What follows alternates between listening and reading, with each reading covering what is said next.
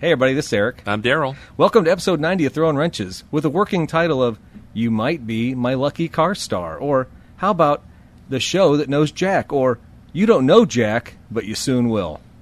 Whatever it is, we welcome you to the automotive podcast that will not be talking about Justin Timberlake's DUI. Hallelujah. On this episode of Throwin Wrenches, we sit down with Jack Allison at his Autobody and Collision Repair shop, CARSTAR of Peoria, and we'll talk Autobody.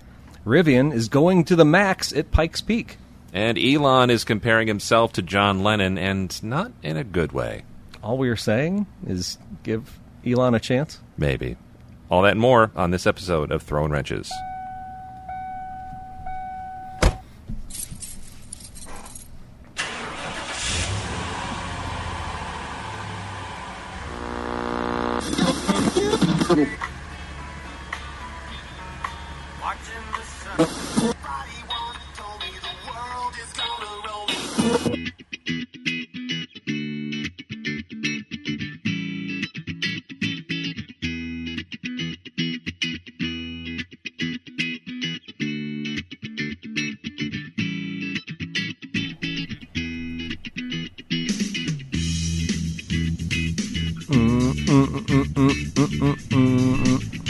Killer guitar work there, man. Yeah, riffing, man. Yeah. Just, hey, you're affecting my groove. I'm sorry. Well, we need a longer loop on that. Hey, everybody, thanks for listening to Joining the Fun of the Show. As I say every episode, send us an email, info@throwinwrenches.com, or post a review on iTunes to be heard around the world. And also, if you listen to the last episode, I gave you a secret message. Kind of, what was that moment in the Christmas Story where the multi-meal? Oh, yeah, the decoder ring? Yeah, it's kind of a decoder ring moment. So I'm going to pull up the Spotify comments while we're doing this next section of the show. We'll see if we got any messages from any of you guys. Interesting. I wonder if that happened. If not, you can always hit us up at info@throwinwrenches.com or share your review. Let us know how we're doing. We always take your feedback to heart, and sometimes Eric cries about it. All right, we have a special guest with us here tonight. Special guest is Jack Allison here at CARSTAR. Welcome, Jack. Thank you for having me on the show. Well, thank you for having us at the shop. We are sitting at CARSTAR in Peoria, up on lovely Pioneer Park on the north side in your facility. So we're going to talk all kinds of things about automotive repair, the automotive repair business, and all the fun stuff that goes with it, right? Absolutely. Yeah.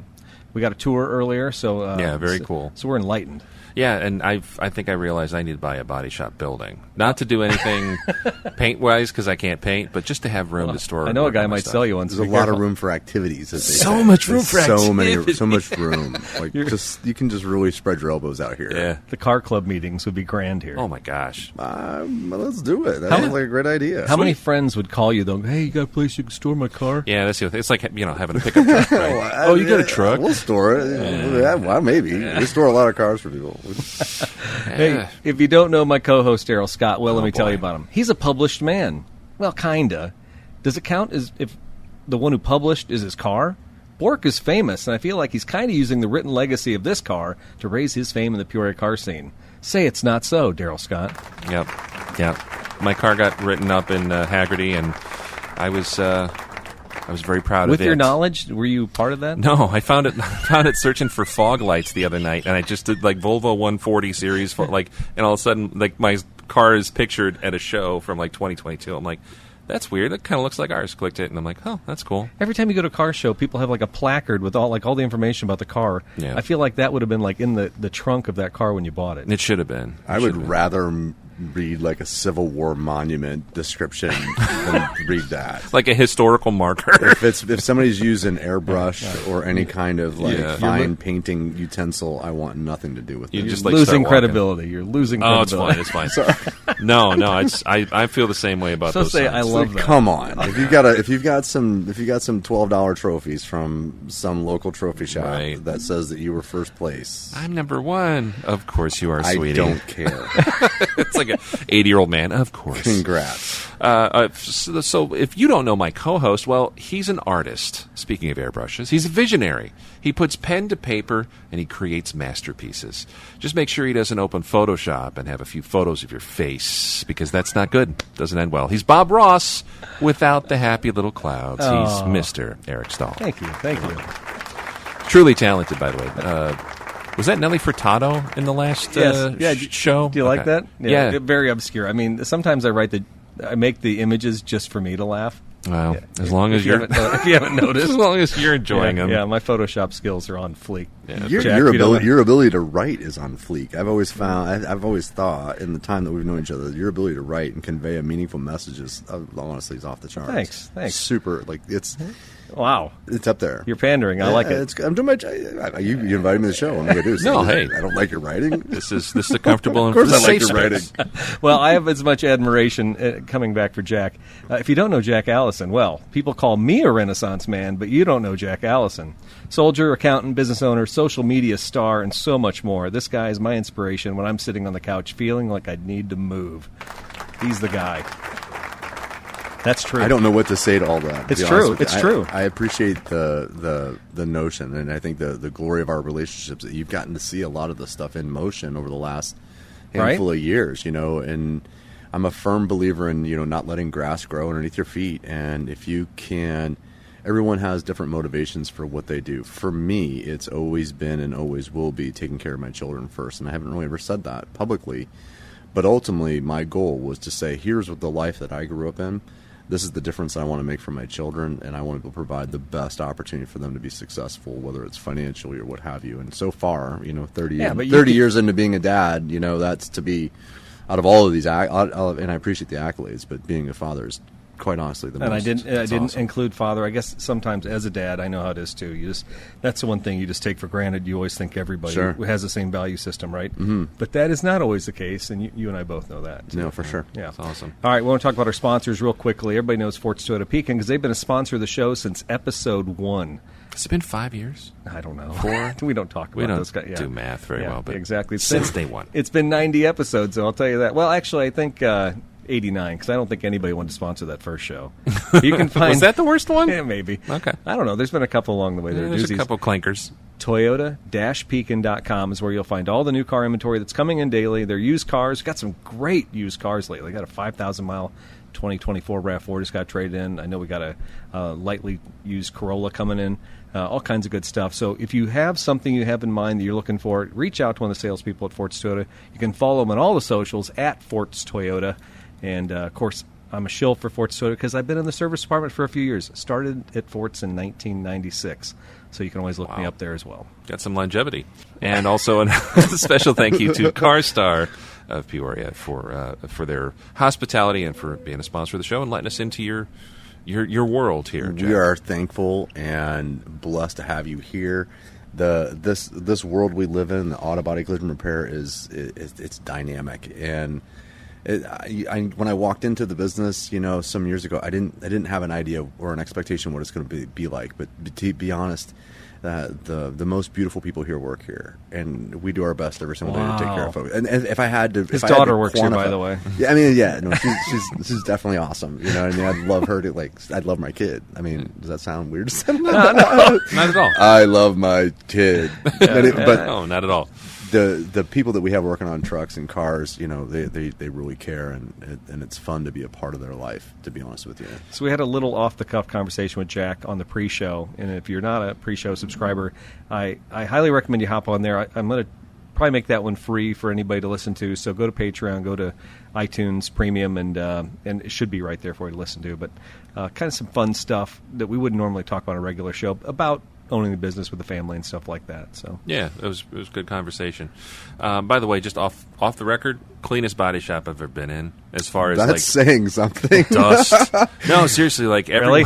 Yeah. I don't hang around body shops all the time, but in my travels, I'm not high from paint. I'll give you that. No, it's a crazy, dirty business, and for us to fight it every single day to keep things clean, and it's not even just what we do in here. We have garage doors that open, and we have cottonwoods outside, and we have gravel, and so there's everything working against us on a daily basis. And tape and just crap on everything. Right? You're constantly peeling paper and plastic here, aren't you? Yeah. We have to be super thoughtful about the people that work here and environmentally what that costs us to their bodies, and so we do our best to make sure they're all masked up. And we'll definitely get into the nitty gritty. But I did want to throw a shout out to you guys, though. You guys maintain a clean environment, and that, as you know, for paint, that's huge. I wouldn't suggest eating off the floors. I just made a sandwich. I was going to eat it after I rubbed it on the floor, but I guess I won't. It tastes like aluminum, but it's good. Is there any kind of social link or anything like that at CARSTAR Peoria or something like that? I think if people Google CARSTAR North Peoria, they're going to find us. You do have like an Instagram page, but I think it's kind of like factory stuff. So, in buying this business and converting it to a CARSTAR branded, which is basically nothing more than just a license. I'm 100% owner, right? So this is owner-occupied, veteran-owned business. It's local here in Peoria. I took on the global brand for CARSTAR as a mechanism to be able to help us, to be able to have a backstop, to say, hey, this is what right looks like when you own an Autobody Collision Repair shop, and they've been a great partner in being able to help us meet those metrics. You know what I mean? Yeah. So it's like having a big brother in a way that's also taking money out of your pocket. Right. It's just like having a big brother. It is exactly the relationship. The exact same thing. Everybody knows big about brother make your money and they take it from you. Yeah. All right. Also, thanks to our Patreon subscribers again for being with us for so long, working on some stuff for you guys. I'll make that one short and sweet. And then I did just pull up the Spotify message. We had one message from last episode, so somebody did follow the directions.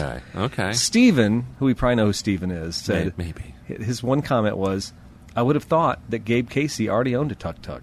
Oh. That might be next on his list. Yeah. There's always auctions being watched. There's always things that come up. My car of the week last episode was a tuk-tuk. Yeah. I'm not sure what a tuk-tuk is. It's a three-wheeled cart. Okay, I gotcha. It's like half Vespa scooter, but like a taxi in the back. I gotcha. Kind of like you'd see in Vietnam or something. Yeah, no, for sure. If you're going to the Range Rover factory in India, you'd probably take one from the airport or something like that, right? I gotcha. I understand. Yeah, they're kind of cool. But yeah, Eric found some place. Was it Italian? It was Tuk-Tuks of Texas or something like that, and they were selling like... They were Italian-made tuk-tuks in Texas. Yeah, but you could get one with a bistro on the back. You get one with a kegerator on the back. Oh, wow. Oh, yeah. I'm like, this could be my jam. I could be I could have a fleet of these things in Tazewell County. Right, Passive income, man. I think you could talk to Grant Cardone about that. Maybe. I don't think it weighs 6,000 pounds, so I'm not sure it's going to work. Right. Oh, yeah. Everybody, thanks for listening. Thanks for sharing. Thanks for commenting. Also, we always love those reviews. 33 5-star reviews. Can't be wrong. We always start every show off with projects, and I'll go first. Kick it off, brother. Yeah, my son came home from college, and Dad, this is peeling off the roof. Dad, fog lights are broken. Dad, the car kind of runs like garbage. So... I feel like those are three things. I drove it down the driveway, and it does run like garbage because guess what? A tie rod was bad. So it's funny how when you're turning around a parking lot and you have a bad tie rod, how the car kind of like hops and skips because maybe one of the wheels isn't quite going straight with the other wheel. So he drove that back home like that? Yeah. It was bad. I mean, I thought maybe I just done struts on it here a while back, and I thought maybe one of the strut bolts was loose because it had to be related, right? No, this is a whole new problem. So got in the shop, got a new tie rod on there, and this is cool. You can get on Amazon, and I'm not trying to shill for Amazon. Of course, I work for a new car dealership. I want to use Toyota factory parts whenever I can. Yeah, sure. But I got two brand new fog lights for a 2005 RAV4 on Amazon for $41, and they were direct factory fit, had bulbs in them, connected right to the factory sockets. I'm like... cheap and easy. Oh, my God. Wow. Yeah, it was ridiculous. I'm like, okay, so I got that fixed. And... honestly, by the time the bill was all done for $800, whatever, the $40 did feel like a release valve. I was going to say relief valve. Yeah. You saved a little bit of money there. Yeah, OEM. Okay, it's nice to have, but yeah. That '96 Celica we bought at the auction 2 years ago. It's leaving bucket lid size oil droplets now in the garage. Really? My wife's driving it to work every day, so it's now time to probably do the maintenance that hasn't been done on that car in 20 years. So where do you think it's leaking from? Oh, front cover. So old 4-cylinder Toyotas from the 90s, especially the 2.4 liters, 2.2 liters. It's front seals, oil pump. You probably want to replace the water pump while you're there. Timing belt's got to come off for all that. So it's a pretty standard operation, okay. $800 repair. Back in the day, it might be $1,000 now because water pumps, what used to be $75 are probably $275. So, and that belt that used to be $45 is probably $115, right? So fair amount. Yeah. So, but you know what? Once it's done, I did the green car. I have too many Celicas, Ken, just so you know. The green Celica did that job like 10 years ago. That car doesn't leak a drop. So once it's done, it's done. Yeah. And my wife has enjoyed it. We drove that car all around here a couple weeks ago. I told about the breakdown. But just still, it drives like a dream. It looks good, so it's definitely worth putting the money in. I like Toyota. I don't mean to interrupt, but I like Toyota Celicas, and I've liked them since the early 80s. Yeah. Like a friend of mine, his mom drove like an 82, 83 Toyota Celica with wire wheels, and that was the hottest car in the world. It was just cool. It was like a super small, like... What color was it? It was like brown. I was going to say there was a cream one for sale at Friday Night Lights here a couple weeks ago. Yeah. No kidding. With those wire wheels. Yeah. What did they want for it? They wanted $1,700, but it was. But then the guy who walked up to him said, "Hey, I sold that car for $1,200 6 months ago." And I was like, "Oh, this is great," because I wanted to get out of this conversation anyway. So I just walked away. Peaced out. It was pretty rusty though. It's pretty. It's still a sexy car. Yeah. It probably a sexy. It was car, cool. right? It was cool. Yeah, not cool enough. I mean, I see some of the stuff in the back of your shop right now, and I don't think it's that cool. I don't. No, there's some stuff back there. There's cool stuff. Yeah, so that's about all I got going on. I mean, once I shuffle all the cars around and get Aiden back his RAV4 and get the green Celica back, get the black Celica in the shop, I mean, it's just like car roulette at my house. So we'll get her going. But by the time the summer's over, the convertibles will all be fixed up. It'll be perfect time to put them away. Yeah, you get one nice drive, and then they go into storage. Well, I'll follow that up. I don't have a whole lot to report. I've been not doing a whole lot out in the garage because it's been too damn hot. Oh, it's smoking hot. We've gone through a heat wave here in central Illinois. It's been above 90, I think, for a while. I think this weekend's still going to be like 96, 97. And I don't have a nice air-conditioned shop out in the garage. It wouldn't be that hard. You could get a window unit for that thing and probably cool down that whole garage, couldn't you? I'm going to put a ceiling in it and insulate the walls. Oh, there's no ceiling. Yeah. I bought insulated doors so that if someday, when all my other house garbage is done, I'm like, I can insulate and heat the garage with like a mini split, which I still would love to do, but I'll be realistic. I talked about getting that Isonine spray. You and I could do the Isonine ourselves. Side hustle, man. We could. We could pull up in the neighborhood and offer to do Isonine for everybody. I've seen the Mr. Coolitz, and I don't know if that's what the split away is, but I've seen those. But I think Menards actually just has like a little. It looks like a rolling piece of luggage, like a portable one, like a little portable AC unit. And it's like $200, and I've got my eye on that for my garage because I'm a garage liver. I just live in my garage. You got like TV and stuff out there. Oh yeah, they have my you see what my office is like. That's my garage is like that times 10. So it's just that you acquire stuff, and it's like I don't know what to do with it, so I staple it to the wall. That's exactly... I bought a shelf at Moss Avenue sale, a big oak shelf, and I'm like, what's this for? I'm like, I don't know, I'm going to put it in the garage and put stuff on it. Yeah, right. My wife's like, my wife and my mom are like, what? I'm like, I don't know, but I got matchboxes or cars. If somebody asks me a question I'm not comfortable answering, I just tell them, don't worry about it. Don't worry about it. It's not for you now. Well, I'm noting that right now. Yeah, no, it's good. It's good policy. No, but what I do need to do is my 69 Volvo is in the shop. I need some driveline work on that. So when you say in the shop, you mean in your garage? I'm in my garage. Okay, not at the Volvo dealer. No, okay. I never take my stuff anywhere except the dailies. But no, it's I need to replace that carrier bearing, the center drive, what they call propeller shaft bushing or something. So last time we talked, you had not secured one yet? No, and I still haven't because I have to drop it. Because I come to find out, I'm like, I'll just order this part. And I go online, I look, and it's like 5 different versions depending on production year, or production month, year, engine size, like all this stuff. And it's like, is it the 5.2 millimeter one or the 5.67 millimeter one? It's like you have to drop it and get a mic on everything. And maybe it's in your Haggerty article. Maybe. I don't know. We'll see. We'll see. Anyway, I'm just a little jealous. I felt that. Nobody will ever write a story about my Toyotas. It's, somebody appreciates it. And you never know. That's the other fun part about it. I got a nice little write-up there that was neat, but you never know. You could be parked next to a Lamborghini and someone takes a picture of your Celica because that's more important, impactful. They had one. People can relate to that stuff. Yeah. If you have a Murcielago or something, it's like, cool. I've just seen that on TV and in posters. That's it. But I don't know. The other thing is I just want to express my extreme love for my foam cannon. I bought a couple years ago off Amazon, and you made some TikToks about it. You loved it so much back in the day. I did. It's been in a couple, and I really like them because I washed all 3 of our dailies last night in record time because I had that thing, and I mean. One of them I didn't wash that well, but the other ones, the nice thing about a foam cannon, by the way, if you don't have one, just go. They're $20 on Amazon. Just buy the cheapest one. You can buy like a $300 one, but you don't even need a fancy thing. What if you want the fun colors? Well, you can play around with it.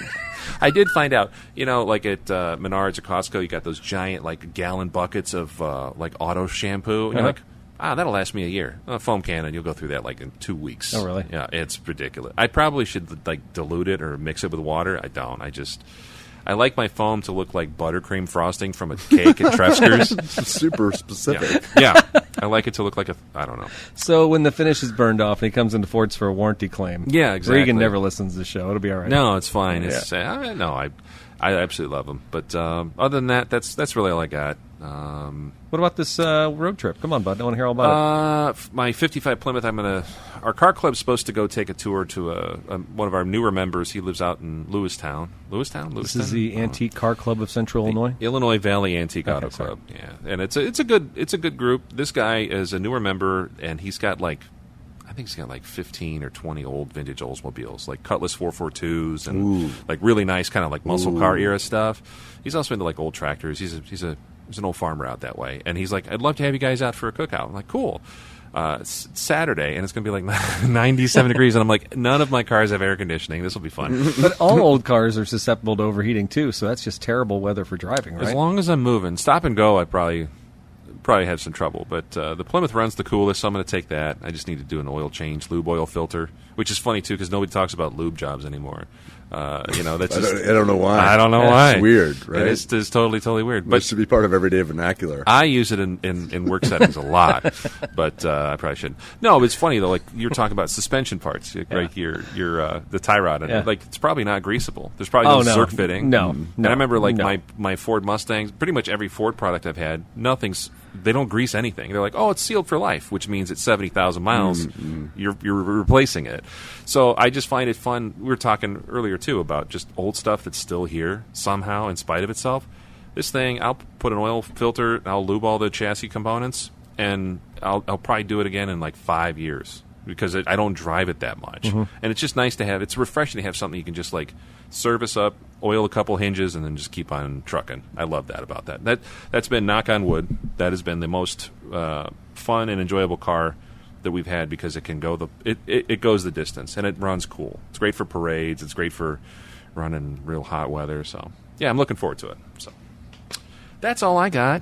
You got anything going on, Jack? Are you tinkering with anything as far as your own personal stuff? I didn't want to make a comment on. You made a thought about how hot vehicles used to run, and I just wanted to. This is just for anyone in our age bracket. Like, if you didn't have like a chokehold on like what your temperature gauge was on your 1975 Kenosha Cadillac, like whatever it was, whatever box you were driving, if you weren't arrested on like what that temperature gauge was, like then did you even live during that time frame? Can you even appreciate a modern day vehicle? In my opinion, now. Seriously, there's folks that don't even look at gauges at all, and then they're like, "Oh, the tire light's on." Well, like, okay, cool, but like, I remember getting in and turning in the summer, going to work, sitting in traffic, and they're like, "Oh, if this thing's over 220, I'm dead." I feel like as a 17-year-old driver, the amount of anxiety that I received between May and August of driving a vehicle was nightmarish. Yep. But, or shoving cardboard behind in front of the radiator to kind of keep it warm. I remember my 4-cylinder Colt in 1991. It could not get heat at all. So I'd always have cardboard in front of it. I didn't want any ventilation in the engine compartment of that thing because it could not keep up. I feel like the vehicles were just either you were either roasting or you were freezing. Yeah, and depending on how many holes you had in the floorboard, like that would also add to the realm of complication. You touched on something too. A friend of mine, him and his wife bought a Lincoln Aviator, and it's got the heated, cooled, massaging seats. Oh, very nice. Yeah. And I remember we took it up to an event up north. We were outside all day, just totally sunburned, and on the way back home, it was like 5 minutes, and I'm like, I'm totally relaxed and comfortable. And I remember just thinking, to my younger self, stuck in traffic on 294 in the tollway, and I'm just like roasting, turning the heat all the way up. Yeah. That's the kind of stuff we would do. If I turn the radio down, will it cool down, dude? If I go all the windows down, will it cool down? Yeah. We live in pulling a cassette times. out, and you feel like it's going to melt. Telling your passengers you need to stop breathing because I feel like that's not helping. Can we just stop talking? Right. No, we do. We 2024 in some ways is awful, but it's also amazing, and I think we just need to savor in the amazingness of air conditioning. My 2010 4Runner has a alternator gauge on it. and my 2016 does not. And so one of the things I always like to watch is I have that cooler in the back of the truck. I like to see where the battery's at when I start it up. And I've had a couple dead batteries now, even with an AGM battery in there, just running that cooler, because I can't keep track. It's just like, running it for 20 minutes a day isn't enough. Shocker, but it'd be sure be nice to have the data, so I could see that stuff. What are you keeping cool back there? Like kombucha? What are we drinking? We don't need to talk about it. Yeah, well, there's stuff. There's none yet. None of your business. some beer. I can't reach a beer in the third row of it, so if I have beer back there, it's a share. But I did share some water with you at Friday Night Lights, remember? I'll tell you what, you did. It was sparkling water. It was a Pellegrino, and it was delicious. Thank you. And it was because it was 95 degrees. Wow. And when I pulled that out, it was at 30. It was ice cold. Yeah. Nice. No, that's actually that's a flex. That's a total flex. It is a It flex. feels like this was this held on a golf green? I feel like that's the kind of level Whoa. of I don't car drive a show this Land was. Cruiser here, okay? I'm just saying, It was a parking lot of Bass Pro. It's Sorry, it wasn't similar. Ice There is a Mountain. putt-putt. Well, it's Similar. near that golf It's close. place. What's that called? Not Top Golf. It's the new golf place. Bottom golf. But no. It's the golf place adjacent. I know what you're talking about. Yeah. Because everybody's been clamoring for mini golf. I don't want to say anything bad because that's where they have all the cars and coffee. I'm glad they You wish anything them that's family success? friendly. I do. Okay. Maybe everything's secular. I just feel like we could go. It's 2024. This is the best. This is the depth of our creativity. Why couldn't we have laser golf? Or We're going to take a regular sport and just make it smaller. Yeah. Exactly. And make it more high tech. Yeah. And probably charge you an outland. Probably charge you more. Oh yeah, I don't know how much it is. a family of four would probably be $60 to play. This is going to be $96 for you to play 8 holes. You know what you should do? You should go buy a ticket and then ask where you pick up your cart. You can only pay by Bitcoin. Like you can only. You got to arm wrestle. You got to arm wrestle this guy back here in order to get in. I'd do that. You got to fill out a credit app. I wouldn't win. But You would. You got to be part of our monthly subscription service. Can we have your email? Yeah. Oh yeah, definitely get a 10% discount if we get you on our email. If you are on our annual text punch, list. if you are on our monthly punch club and you come in 4 times a week, we will give you your 5th round free. 3 obnoxious texts a week. Did we just come up with their marketing plan? Did we just do that for free? We will serve sugary drinks. Yeah. And For $4.95. The worst. I heard a commercial for Scooter's Coffee. They've just kind of made it in this market. Yeah, There's one in there's- Bartonville that my wife is obsessed with. Really? Yes. I didn't think they were that. I see them in other not. cities, but it's just What is it called? Scooter's Coffee. Scooters. They're like a. Isn't that it's- container thing? Isn't that a Scooter's Coffee out in Farmington? Or No, it's oh. separate. It's the coffee can or whatever. Okay. That place is cool. No, That that's cool. place. I like It's that. a nice place. Yeah. Now, Scooters is like if Dunkin' Donuts and Starbucks had a kid, that's kind of what it is. So they do breakfast, they do food, they do, whatever. My wife picked up some ground coffee. I thought it tasted burned and, whatever. I didn't like it. But they do these commercials now on the YouTube pre-rolls, and it's like, come into Scooters and kids get a free drink. And I'm like, oh, that's cool. That's a way to get the kids into, into right. stuff. But the drink was like whatever the coffee was of the month, and it was like your kids can get it was like a giant cotton candy smoothie. Oh, yeah. And I'm like, that sounds great on a road trip, Yeah, right? yeah. Just here you go. Have Future some- diabetes special. Go get into the back of your hot car, and good luck with that stomach. Yeah, that won't end badly for anybody. Anyways, All right. They're high in fiber and bran, so they? it's like creating a volcanic, some sort of a thing. It's a time bomb, really, for anyone in the vehicle. just ticking time bomb. You have to live within 5 miles of the place, otherwise Scooters has no To be public unsafe to- restrooms. Exactly. you can't come in here. You got to ask. Well, the Dunkin' here on Knoxville, they actually make you get the key. I'm like, seriously, you're going to sell coffee? I'm be ashamed to admit how many times I go there. Well, I 'Cause can it's- see right here. I mean, Let's not I think talk I can about see it. your points on the side of your But cup. I feel like this 1 is- million? What? I feel really seen. This feels really vulnerable right now to talk about my Dunkin' addiction. It's a bad It's deal. fine. No, there's worse ones. They know who I am. I go there every single morning, and I get a large cold brew black with a sip lid, and the same lady and the husband. The lady and the husband. The husband takes my money, and the lady takes my order, and it goes like clockwork every single day. They know exactly who I am. That's what you want, right? Yeah, good. no, I mean, it's great. They are great people. I don't know if I can justify the 554. you put their kid through college, but that's good. I don't really want to get into that. Like that's super personal. Like, but I mean, we can talk about it if it makes you guys feel better. Little Steven. Yeah, he's being taken care of. All right, so we got a ton of questions for Jack, but we do have 2 news articles we're going to just share here real quick. One of them, this is affecting some local dealerships actually in Peoria right now. This is from CNN. Car dealerships hit with the second day of massive computer system outages. A second cyber incident on data provider CDK Global, whose software is used at 15,000 auto dealers, continues to slow operations to a near standstill. Thursday in the U.S. and Canada, the dealerships company said in a message sent to dealers. Every dealer I know who's on every forum has been saying, duh, when's it going to get fixed? On Wednesday, CDK spokesman Lisa Finney said in a statement shared with CNN, "We are actively investigating a cyber incident. Out of an abundance of caution and concern for our consumers, we have shut down most of our systems and are working diligently to get everything up and running as quickly as possible." Later in the day, the company announced that the most critical computer systems were back online, but Thursday morning the company sent dealerships another message indicating that things had taken a turn for the worse. And that is the case. So Wednesday, I know my competition across the river, they were down. They were having to write things on paper, and I have been there. I don't wish that ill on anybody. It's no fun. No, we've been working on computer workstations in service departments since really the Y2K. I mean, that was pretty much when we started using computers back there. Before that, we were writing it in triplicate, in carbon forms, stuff, yeah. And everything was documented that way. Every once in a while, systems go down, and we have to fall back to a blank sheet of paper, name, vehicle. Take this back to parts, and then we kind of give customers say it's going to be about $75, and then they pay, knowing we're probably going to err on the side that's cheaper. And then at the end of the day, when the system comes up, you got to rerun all those tickets. You got to hang on to everything. So it's what kind mess. What kind of platform is this? Like sales, like point of sale type stuff, or is this? Are we talking? Yes, it's inventory management. It's how you book your hours for your technicians. It's how you do your appointments. So it's basically the platform you guys use. Some dealers probably use it for booking their deals and making card transactions too. So it could be everything in your dealership on this package. For us, I know that we've had a pretty significant interruption, and just kind of big picture thing. I look at it from a supply chain standpoint. When systems get shut down electronically, then that stops the flow of work. Right? People aren't dropping things off.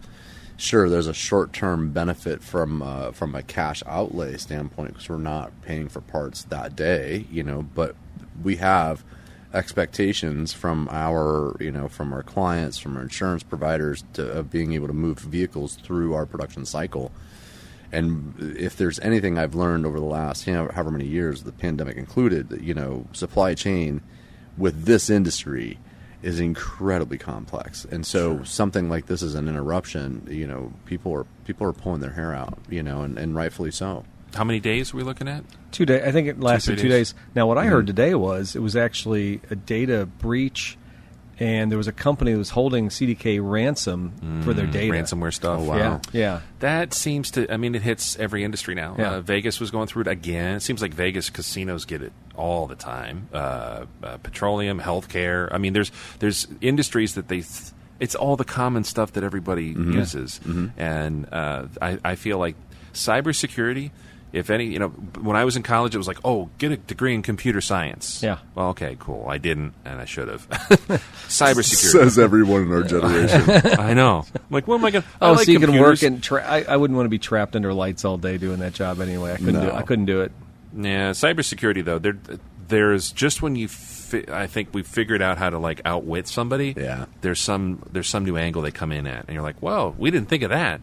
And so I really feel like this is going to continue to plague not only automotive industry, but any industry where you're putting data into a computer, it's going to a cloud somewhere. And it's unfortunate because you said two business days where this happens. Yeah. That's a huge deal. Oh, for 15,000 dealers too. And these are some big dealer groups. I know, even here in Peoria, a couple of them. They're big stores down for 2 days. 2 days productivity, and the technicians and the salesmen, all these people that depend on doing their job to make money, because all of it, a technician is commission-based, a salesman's commission-based.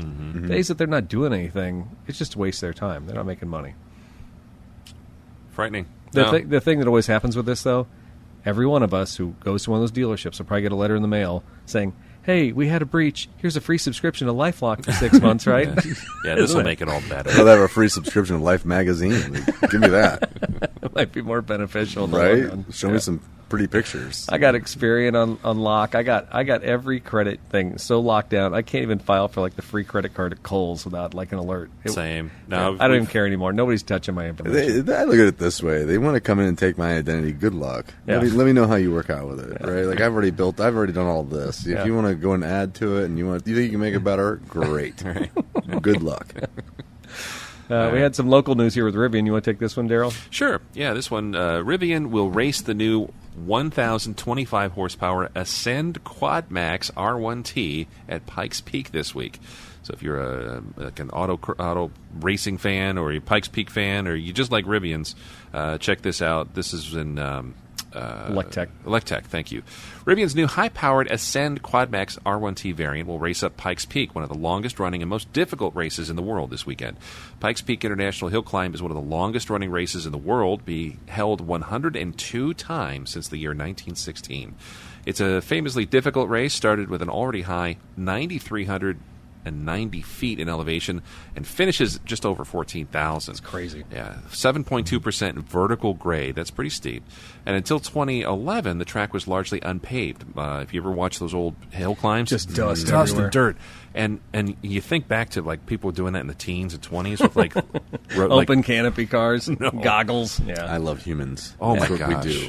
There's no margin for error, and there's people that are always like, "Yeah, I'll go ahead and do that." I'll die. So, in particular, the high altitude nature of the race, which has earned the nickname "the race to the clouds," has always been difficult because at high altitudes, of course, there's less oxygen, which means less complete combustion of fuel, and that means that gasoline-powered race vehicles need to have incredibly oversized engines and be tuned well in order to do well. Well, that doesn't apply because, EVs and whatnot. So currently the all-time record for the EVs in the hill climb is it's a 12.42-mile hill climb. The record is 7 minutes, That's 57 insane, seconds. It was set by the old Volkswagen IDR back in 2018. Well, this year, the Acura ZDX, it's another EV, will be the pace car for the first time. Hyundai is bringing its fun Ioniq 5N. That's actually kind of a cool little car. Is it like it looks like a scoop, like a smashed down Beetle? That's one that looks like a Rabbit or like a hatchback. Yeah. And they've got some like crazy program on it that just goes bananas. It's fast as heck. Rivian's entry is going to be a little less wild, but it still consists of what they basically took an R1T and they upgraded it with their Ascend Quad Max trim level. It ups the torque and horsepower to something almost like 1,200 pound-feet of torque and 1,025 horsepower, which is just insane. Previously, their highest spec was 835 horsepower. I don't care what... I've only been in one Rivian R1T, and that was fast enough. That was the biggest, fastest vehicle I've ever been in. Well, it was about 600 horsepower? I don't know, but it's one of those that just... I was impressed by how fast it was, and I've been in some fast stuff. I couldn't imagine over 1,000 horsepower in something like that. I don't even know I don't know how to comprehend that. Especially with four-wheel motors driving it. Four individual motors. So it's not a matter of these wheels are spinning and you get so much horsepower can't even hold it. You're holding a lot of that horsepower and actually moving with it when you have quad motor like that. Wow. Well, and something that's not, it's totally independent of the environment. So, like, you don't have to worry about, like, the tune constantly adjusting or, like, it's running that is insane. ridge or running fat. Yeah. This thing is just going to boogie, and I can't wait to see what happens. But, man, that is a big vehicle to throw around some of those curves. That Volkswagen was averaging over 90 miles an hour that whole stretch. And if you've ever watched, that's not a straight line going right up the mountain. It's a curvy roundabout. It's insane. Yeah. So I love to watch it. I know people sit there every year on the side of the mountain and watch these things blow by. Mm-hmm. It would be neat. I believe Mitch, one of our techs, actually took his Camaro up this. Really? Yeah, like 2 years ago.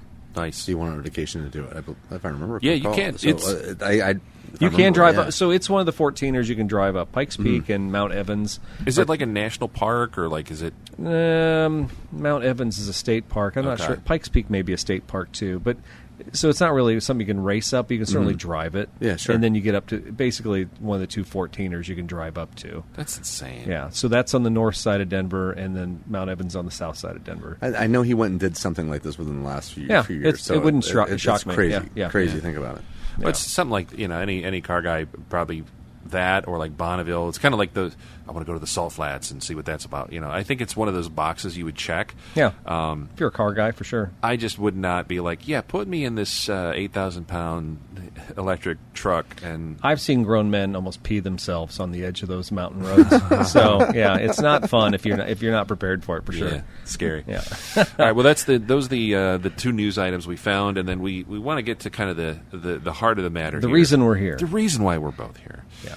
All three of us, again, very, very grateful for Jack Allison's hospitality here.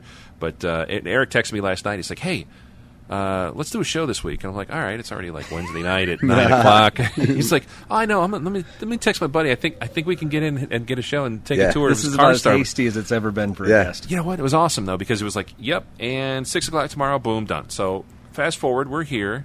We already got a tour. We did a little pre-show. Of course, Eric knows you, Jack. Yeah. You guys have been friends for how many years now? About 4 or 5 years. It feels now. like longer than that, but yeah, about 4 or 5 years. Like we talked about earlier, it's been like it was right before the 2020 election, right? We got to know each other through, that endeavor, and sure. And since that point, we realized, we're in the same space. We both are working in the automotive world, right? Mm-hmm. And then end up developing a lot of commonalities, and then over the years, I think it's just kind of like we've had opportunities to just have real talks. He comes over, drops off a car, we take 5, 10, 15 minutes, and just have a conversation. He's a good listener. Yeah, I think. I'll try. Yeah, it's a very symbiotic relationship. He's got something on his mind, I'll listen, and I got something on my mind, he listens. So it's reciprocal. I like that. I've sat in this chair, and I think I've stayed away from work too long. Just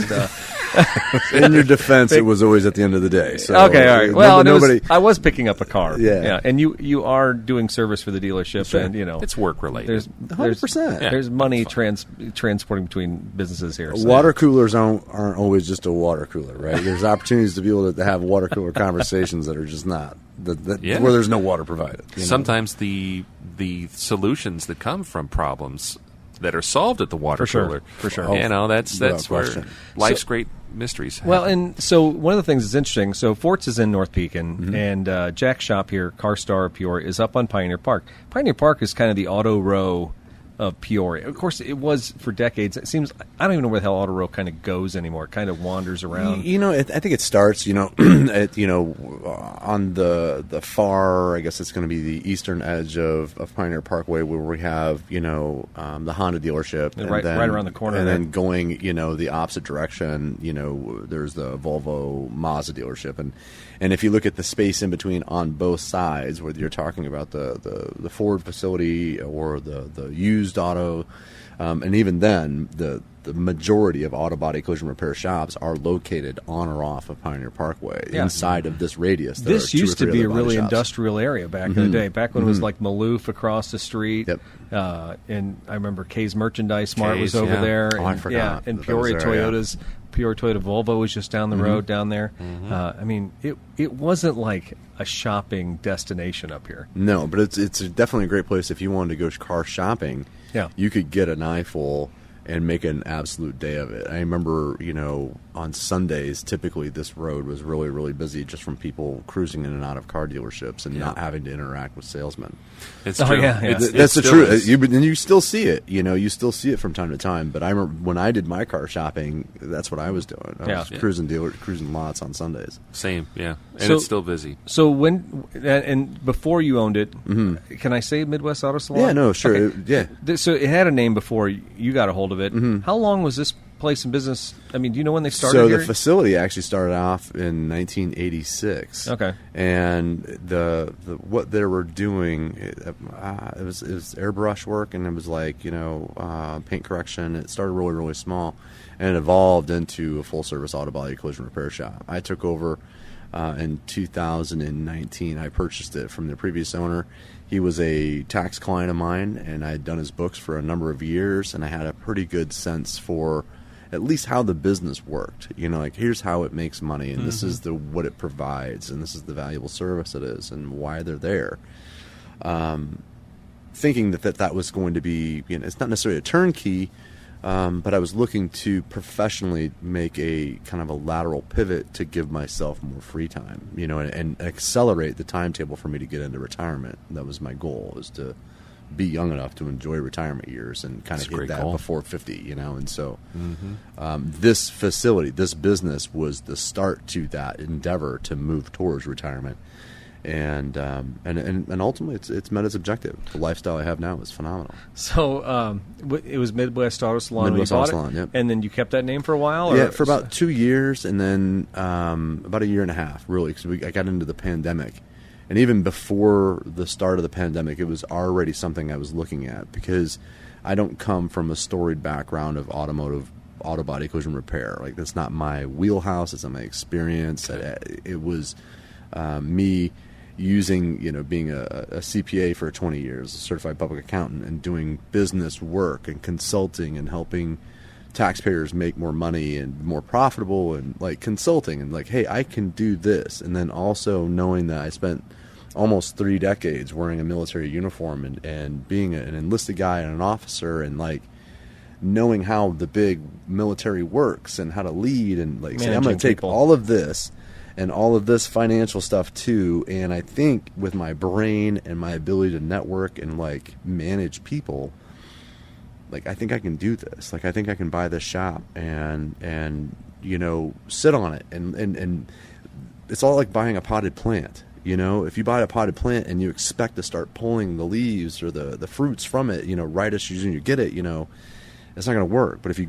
buy the plant and you water it and you care for it, a similar analogy is, is having a baby. You have a child, right? That child gets all of your resources until it's old enough to survive on its own. And that's the way I look at buying small businesses, is that let's find one that can just, hey, let's just put some water to it, right? And see how it measures against industry averages, and not try to rethink the wheel here, but let's just give it some water and see how it does. And that's what it's done so far.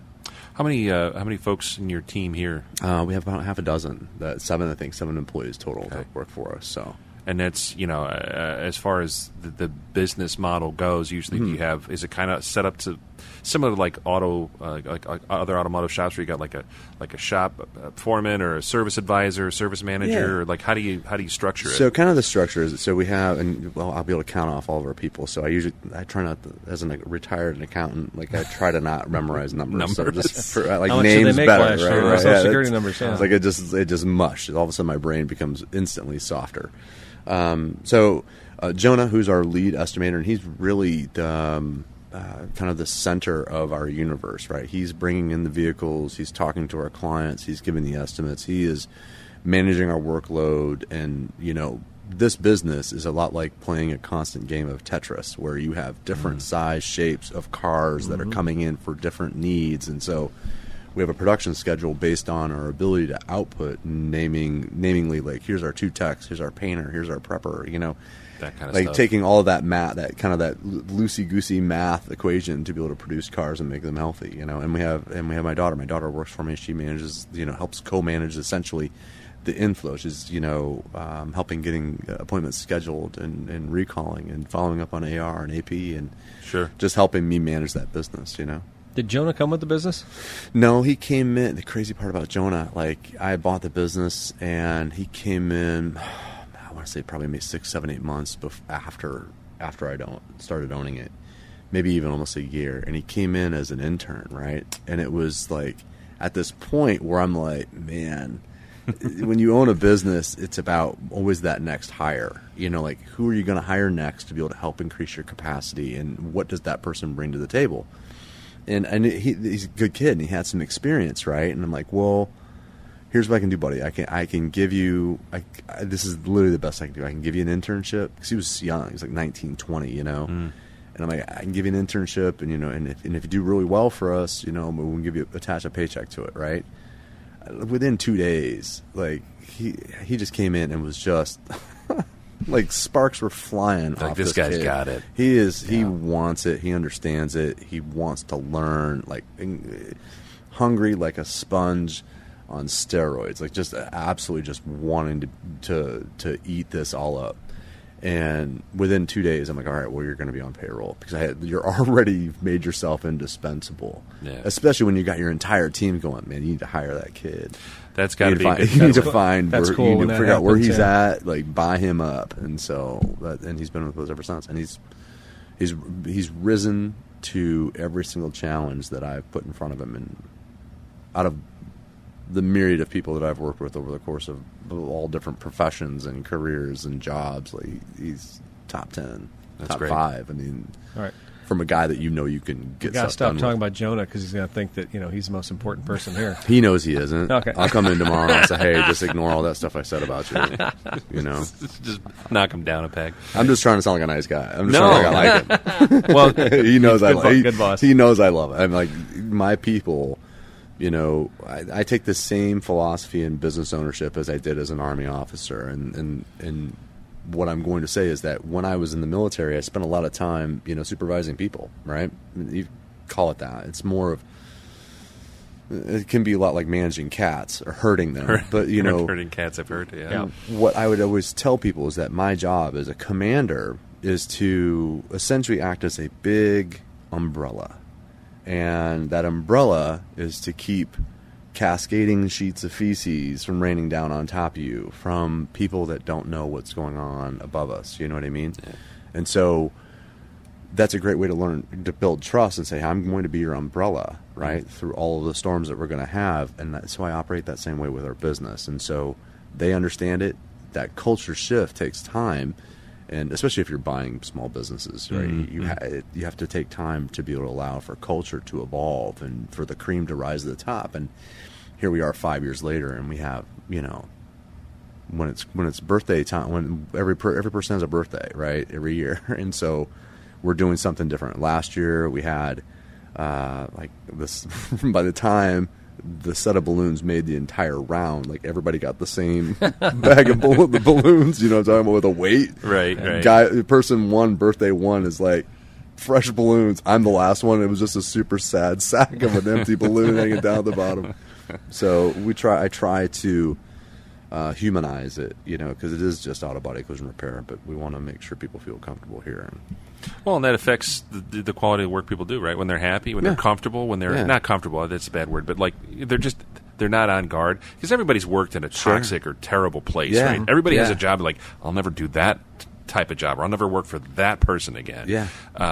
If coming to work is work, but it's not torture, you're doing something right. We try to make it fun. We try to make it, as challenging as, and we've been through a lot. My group and I, throughout the last 5, we've been through a lot. Sure. There's been a lot of tears that have been shed in this office. Mm-hmm. There's been a lot of hard conversations that have been had. I've had to let people go that I cared about. Sure. And there is nothing worse than having to let go of people you care about. And we've had to adjust that, and now, we're at a point where we don't need anybody, we don't want anybody, we could probably always use another person, but that person comes at a very nuanced skill set, and they need to be able to do this, and this, and it's got to come in at the right price point. And oh, by the way, they also have to provide a return on investment, because every employee that we add from this point forward has to show me a marginal increase in net income. Do you know what I mean? Yeah. You get to that point where you're just like, here is what the finances are. Mm-hmm. Right. There's nothing else that you can cut away or add to. You gotta, if you want to add production value, you need to have somebody that can help produce cars.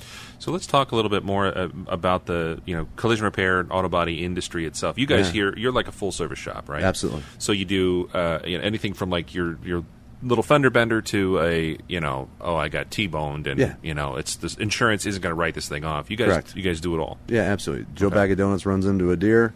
They need it fixed. They come here. Yeah. Awesome. And that's different than, or is it? Somebody who's like, so my 2002 Taurus looks a little rough and rusty. Can you just spray some color on it? Here's so in this world, when it comes to auto body, if I talk about auto body collision repair as in my mind's eye, a doctrinal space, right? This is what this industry is.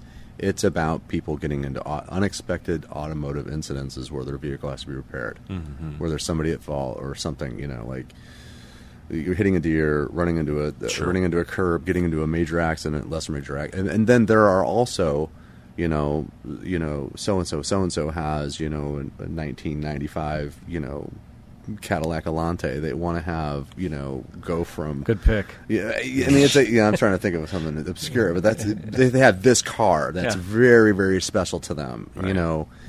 And they want us to make it look like brand new, and that qualifies as kind of a restoration. And so the color, shape, and type of those restorations are no longer just, hey, here's my '69 Plymouth, or my, my '70 Chevelle SS.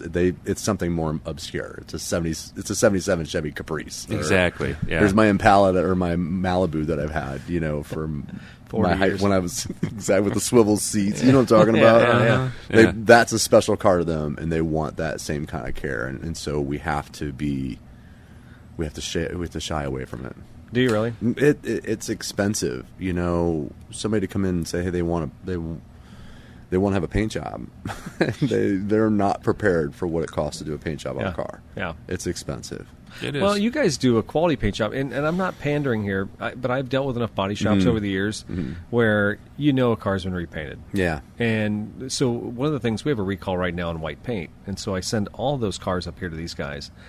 And I could spread it around. We have a couple different body shops on my side of the river that I could use. But honestly, when you some guys are doing it right, why would you sprinkle it across many shops? I don't want to see dust.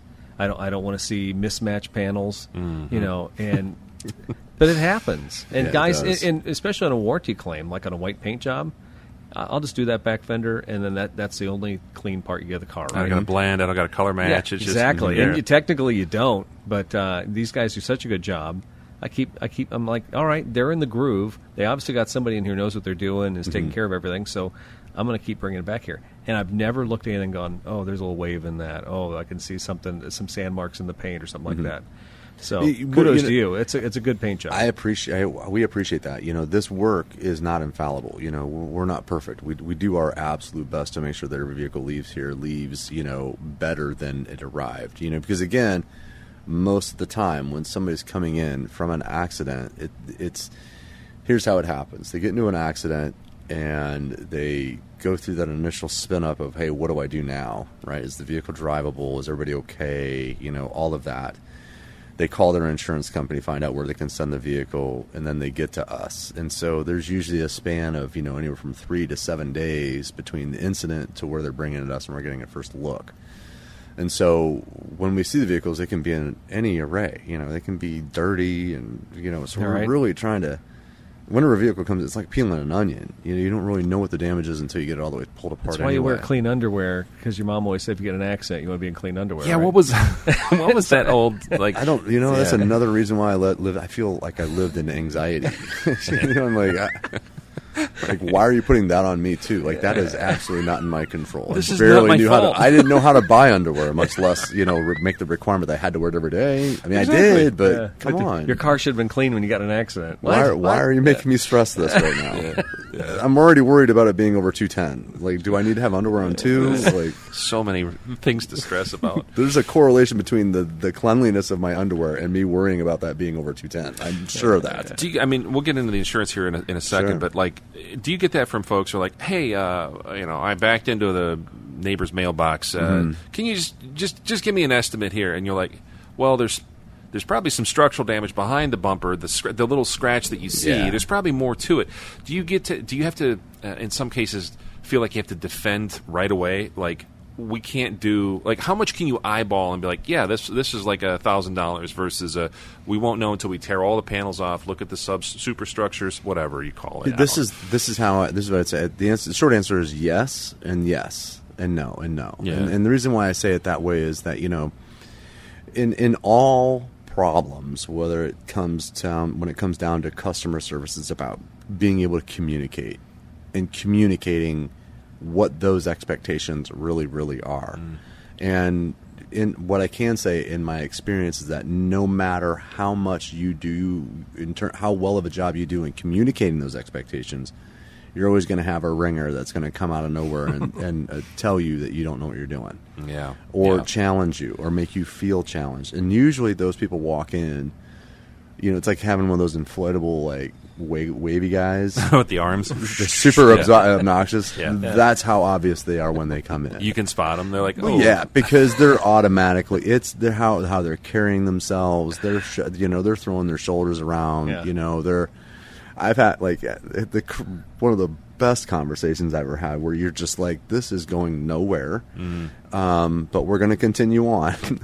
And it's always me. I'm always here. I'll be on the desk, for my daughter out of town or whatever, and and I'm wired tight. Like if I feel heat, you're going to get heat back. That's fair. Your customer's always right, but hang on a second. Do not pull the dog's tail because he will show his teeth, right? Like, just be real. Like, I'm a combat vet, first off.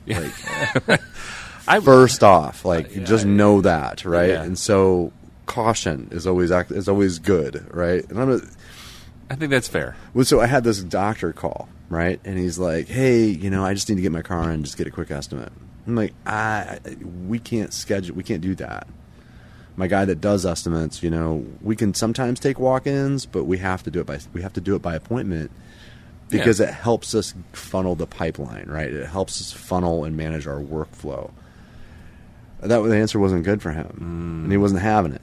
And he's like, what do you mean you can't just get me in? And I'm like, no. I'm like, you're a doctor, right? I discovered that he was a doctor in the conversation. And he's like, yeah. And I'm like, can I just come to your office and get a checkup? Right. Or do I have to make an appointment?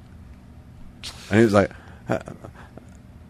thought about it. I will call you. I'll call you back. I'll call you back and see if there's somebody else available. Meanwhile, everyone in this industry is struggling with the same type of Rubik's Cube that they got to solve to get cars out, so I'm like, come on now, we're not that far. I always say it's kind of a Chicago mentality. Like, if you go up and start bossing people over in Chicago, you're probably going to get punched in the mouth. Yeah, there's certain places that tolerate it and certain places that won't. But for the most part, you go into Chicago and you start pushing your weight around, somebody's going to throw you down a flight of stairs. You have to be careful, right? Or I feel like Peoria's not that far off, be careful. We're pretty down to earth, but I also feel like there's this level of, I don't know, they wouldn't act that way at like Peoria Country Club. No, you know what I'm saying? They might. That person might. That's the truth. Yeah. I've gotten a lot of that. I've gotten people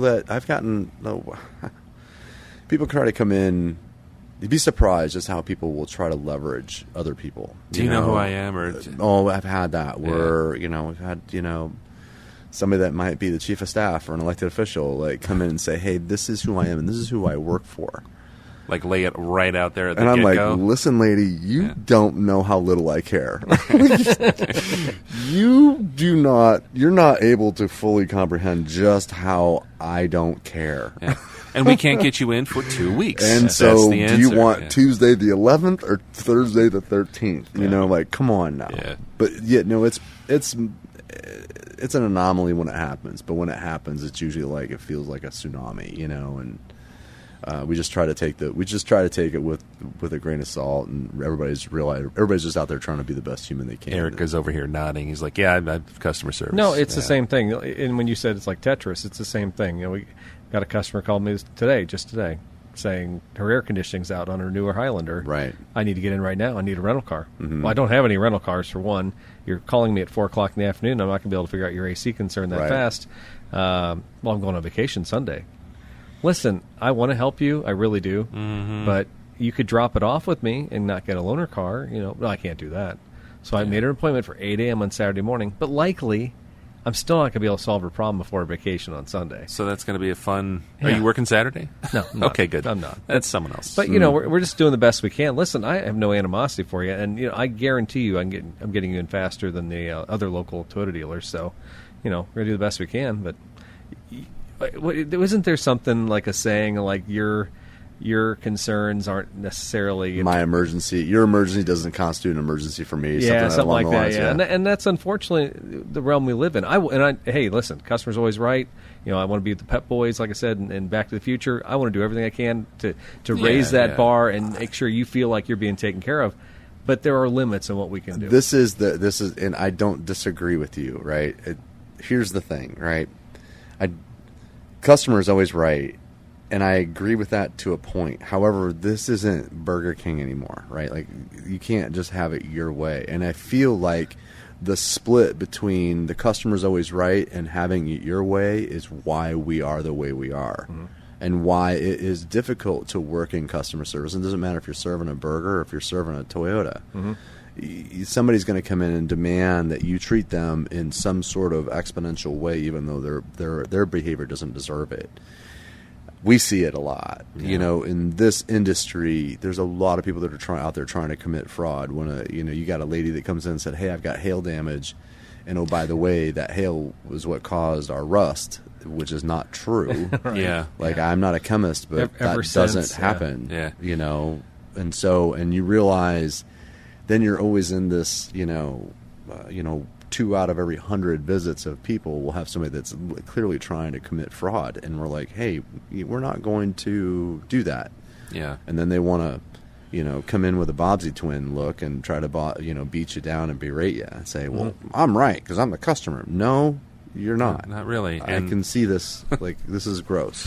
Well, and so now everybody's crying. Why are you making me uncomfortable? Right. Right. So everybody's having a bad morning. Talk a little bit about, when it comes to like insurance. When I feel like your industry, I mean, Eric, you're obviously in the automotive industry, but insurance really doesn't play a factor unless they're like aftermarket warranties or something, right? No, I mean, we get them every once in a while. Customers will back into something, break a backup sensor, or the windshield's broken, need to reprogram a windshield or something like that, or calibrate a braking sensor. I dread. And it's once a week, maybe for us, out of the... You direct bill insurance? Yeah. Okay. And then beg for payment and go through the whole rigmarole, wait 90 days. But that's, out of the 300 tickets we write in a week, that's one. Yeah. This is where I get off completely on the body shop business. I would nothing to do with it, because I would imagine you're 75% insurance bills, right? More than that. I would say just for the month of May... our revenue to, if you want to have a ratio between revenue versus like insurance production jobs, is probably 97%. Holy smokes. It's that high. Oh, yeah. So what's it like working with that variable in there? You're not your customer. This is what I'll be super direct about. Is that there's a David and Goliath mentality, right? There's a small business and then there's large corporate business, right? And large corporate business, because of the economies of scale that they've built, right? No different than people coming in and complaining, right? Like if somebody comes in, somebody's more likely to go in and complain to a business that is clearly locally independently owned. Like if this were, Jack's Auto Body, somebody's going to come in and try to beat me up, over price or whatever, or service or whatever, versus going to, a Fort's Toyota, which has a big, facade outside. People will treat that business. They'll walk into that business differently than they'll walk into mine. You definitely see it with like the restaurant industry. Clearly, same thing. Chains, they'll put up with whatever because I'm still going to go back to Red Robin. What I've realized in all of this, though, is that, and I don't know how much I can shout from the rooftops that people they already know this. But the large insurance companies out there, they are not your friend, and they do not care about you or your car. They don't. But what if you've had them for 25 years? The sea of that has changed so much, and the people that say that are probably older than us. Yeah, But you ask somebody like, "Hey, when was the last time you talked to your insurance agent?" Yeah, I don't know. I don't even know who my insurance agent is. Crickets. And so those people, and so you see this where it's essentially it's a lack of accountability ultimately, right? And we've had conversations even in the shop saying, we have the work that we have to do so with knowing that we don't have impunity. Like if we make a failure, if we fail and somebody hurts or gets killed, because of something we don't do right, like somebody's going to get in trouble. Yeah, it's a big deal. But meanwhile, you have essentially insurance companies that act like regulatory agencies to determine what's a correct fix and what's not. And so if I'm an insurance company that says, hey, I'm going to make you go with a lower cost provider because it's a lower cost, even though it may have a direct impact to the relative safety compared to buying a brand new vehicle. Making a vehicle that was brand new, If we had a 2021 Corvette that came in here where a lady had owned it literally a week and a half. She drove it 6 times and put it into a ditch. Ooh. We're talking about a $110,000 car. This is, right around when we were really starting to see challenges in supply chain management, right, where parts weren't being prepared. And GM is, here's the top tier car that GM offers, right, and they only produce so many parts based on how often they're needed. Yeah. You know what I mean? And they weren't, GM wasn't predicting anybody to have, damage to their Corvettes. No, usually they. So here's a car that we've had inside of that we end up having in our shop for a 9-month window. And here's where it becomes challenging to me is that the insurance company isn't going to pay me on production. They're not going to pay my production based on percentage of completion. For what that means is that if you're building a house, right, like, the builder will get paid based on how far along they are in that process, right? Like if they get 30% done, they get a check. If they get 50% done, they get a check. If they get 100% done, they get the rate. There's little benchmarks along the way. Correct. Yeah. In here, if I get a $100,000 car that's got a $40,000 repair bill, and you're waiting on parts, who has to front that cash? Yeah. I do. Like I gotta pay for those really expensive cars, the parts, and wait for them to get pay the car. for the technician in the meantime. It's me. Yeah. Well, not only that, but just walking through your shop, that's shop space. It's taken up room that other stuff could be used for production work. It also becomes I can speak for myself. A lot of this, the more crap I cram into my garage, the more stuff I can trip over, the more stuff gets damaged. Even if it's nice, I'm like, there's more stuff here in the way. It is now a liability. So that's something to take into consideration. Do you get to charge then insurance for storage, or do you get to not typically?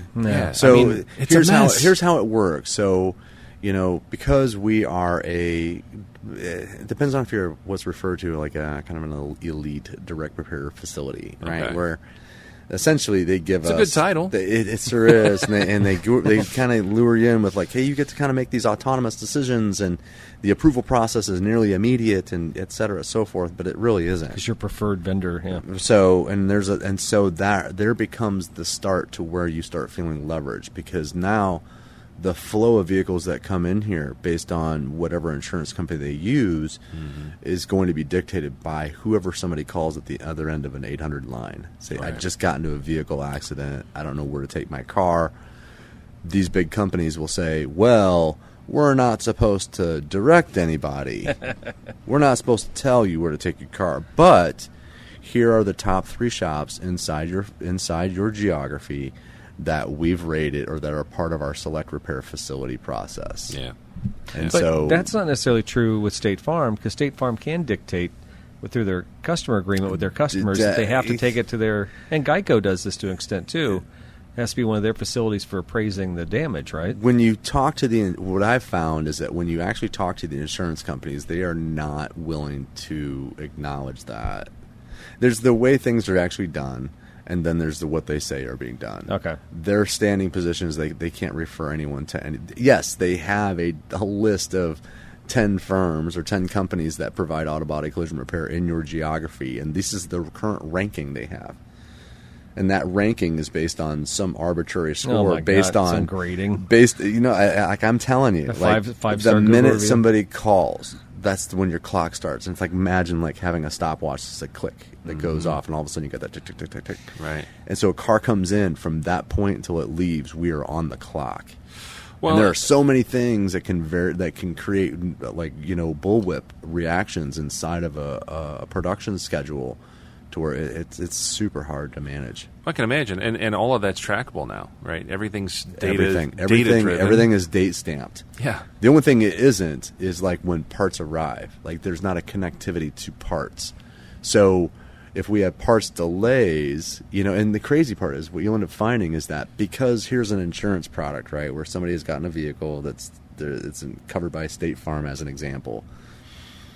The other ancillary part is that, and then you've got like Hertz and Rent-A-Cars calling you and saying, "Hey, how are you doing on the production, buddy? You get that done yet? Like, because we got this other rental here, and it's going long, and now you're getting penalized. So you're constantly being it's working for 18 different people, and none of them care about you, and everybody just wants to grift. It's the biggest grift, is what it is. Well, you seem to be handling and juggling all of this very well. Doing my because best. He's a plate spinner. Yeah, I'm a plate spinner. You would have to be. You have to be. Multitasking isn't the right word. I like doing things. I like truth, and this isn't to sound any kind of way, but I like doing things that are difficult. I like being challenged by things that I find to be difficult, if not near impossible, because I feel like the ability to get to some point where we say, well, look what I did.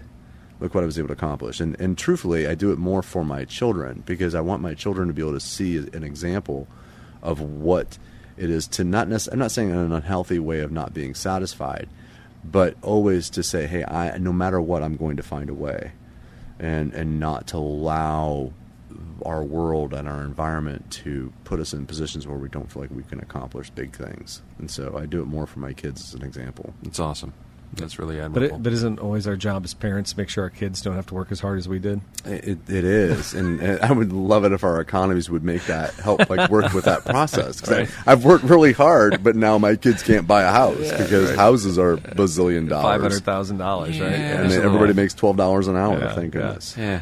Hey, so get back to the CARSTAR logo on the front of the place. Yeah. So there are certain levels, like you were talking about, excellence shops and stuff like that. But there's also there's new technology that comes out, and there's new equipment that comes out for these cruise controls and stuff like that. Is it Aidens training or something like that? Yeah. So do you guys get management through having a partnership with a big company like CARSTAR, or do you do that yourself? So we have, being part of CARSTAR, that gives us a lot of opportunities to be what I like to think of as on the cutting edge. But when it really comes down to this, is that when you have a vehicle that's a late model vehicle, like a 2020 or a 2019, they are highly technical, they're highly complex. These are vehicles that, growing up in the 70s and 80s, you got a carburetor, you kind of know where the exhaust manifolds are, you know where the gas pedal is, and some keys, and you're good. Sure. You know where the business end is, make it go north and south, east, west, and you're fine, right? Yep. The vehicles we have now, you get into an accident and, a windshield can be $1,800 because of the electronics that's inside just the windshield. Yep. Headlights, headlights are, $1,500 for a single headlight. And it requires calibration and reprogramming. Requires everything. All of that stuff. And so for most people that are not car people, but are just people that consume cars, those HID headlights, that need to be balanced out. Like it's a difficult game. Is the best way I could say it. How's it changed as far as the type of training that your technicians have to have, or like coming out of the gate? Like, I can paint, but it's not just about like sanding, blocking, painting. There's more to it now. No, I am fortunate for the people that I have. Lewis, who is our painter. He is skilled, and getting a quality painter is super hard anyway. Sure, but you have to find one that really cares about their end product. Like, hey, this is what this vehicle is going to look like, and this is just as much representation of your name as it is ours. And so we run our business to make sure that when a car goes out the door, we make sure that it's. As an example, Mitch, who does, kind of some of our front end work and also some of our back end work. Like, a car won't leave here unless Mitch has had his eyes on it. And Mitch used to detail for Porsche Racing. And so when I'm saying detail, he used to detail Porsche Racing cars. Yeah, that's a big deal. That's a big deal. Mm-hmm. Like his ability so his level of threshold in terms of like what is a quality output vehicle, he's the right guy to have. So, I don't know if I'm answering the question or not, but I feel you are. Yeah, it's there's a lot more to it than just shoot and paint. And there's that. We do the best we can. We have the people that we have here are ICAR certified based on what their levels are required. And again, that's a real Autobody Collision Repair owner guy to ask. But and there's ASCs for Autobody as well. Yeah, correct. Yeah, because it's also not necessarily about. The fit and finish. It's also there is some there's structural work that might need to be done. There's sometimes welding, sometimes actual like physical replacement of components and parts. You start getting into I mean, there's a lot to this industry, and for the average consumer, like anything else, it seems like they're more concerned about the bottom line, but really it should be about being made whole. Like in an accident, you hit a deer, it's one of those unforeseen things. When you come out of that, like I've had a couple instances where I've had cars come out, and I've been wowed by some of the other local experiences. Mm-hmm. I obviously haven't been a customer here yet, but the two times that I've had issues, I've had bumpers painted from fender benders. My wife got rear-ended once and whatever. And it's not only did they fix the damage, but then they buffed the rest of the car, blended it all, detailed everything within. I mean, it was one of those. By the time I got my keys turned back to me, I didn't even know what happened. I didn't even know what the damage was, and I wasn't looking at that. I'm like, this car looks way better. It was like that new car feeling again. And I left there. That's what I wanted. That's what I look at as being our best days. When we're delivering cars where people are walking out here and they're not remembering what was wrong with the vehicle, but they're super happy that it looks brand new. Absolutely. That's our goal, is to return the vehicle in a better condition than when we received it. And that's not hard to do. Vehicles come in here pretty banged up. We've seen some really, really large, catastrophic, like here's a brand new truck. Everything on top of the frame has to be pulled off.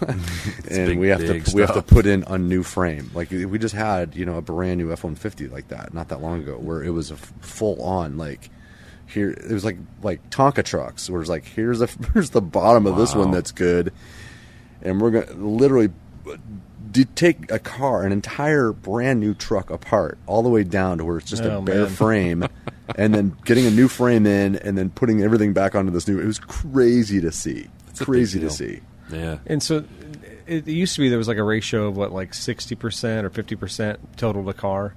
With car values, and what drives it is used car values and the amount of available parts that are available for other cars. And so as vehicles come in out of I can't even imagine what that world market really looks like. Yeah. But ultimately, what it comes down to is that's a moving target. Yeah, because we had a RAV4 come in a while back. It had like a raccoon climbed all through the hood, ripped through the wiring harness. The engine had to be pulled out. Our bill was like $18,000. Oh, wow! And the insurance company never even blinked. You got to fix it. The value of the vehicle is still better repairing it than it is, to total it. But then some, will total on, wow, that really totaled, but it's just because the value of it's not there. It's interesting you say that. Yeah, I had a friend of mine, as you're talking about that story, I had a friend of mine whose Audi TT convertible was totaled because of wiring damage. And they said it just physically, it wouldn't make sense to do that work. Yeah. And think about that, just big picture. When you're talking about a vehicle getting totaled, it's for the benefit of the insurance company, right?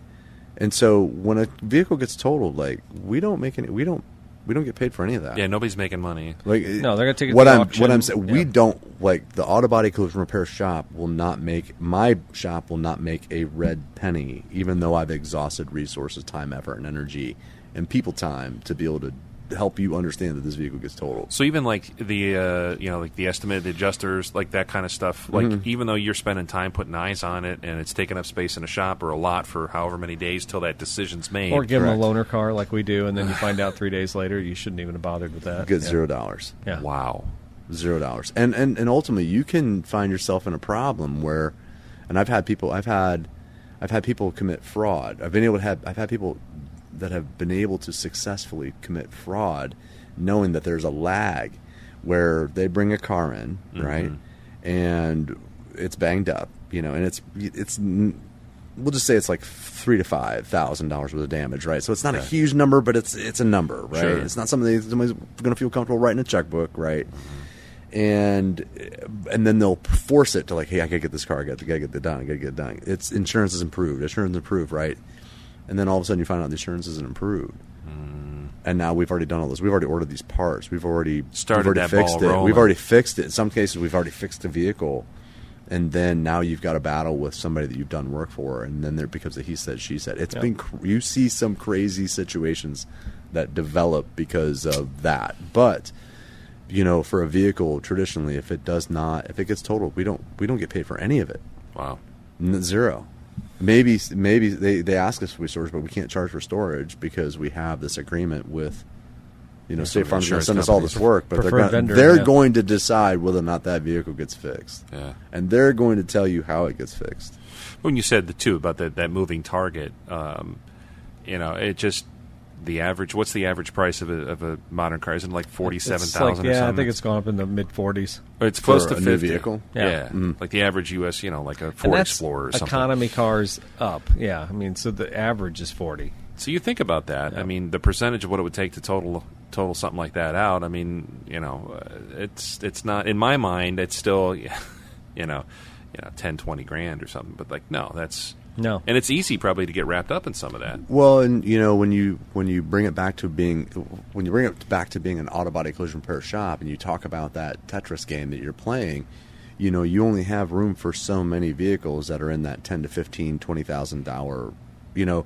Those big revenue dollars they sound awesome. Yeah, but that's really not where our sweet spot is. Our sweet spot is anywhere from 3 to 5.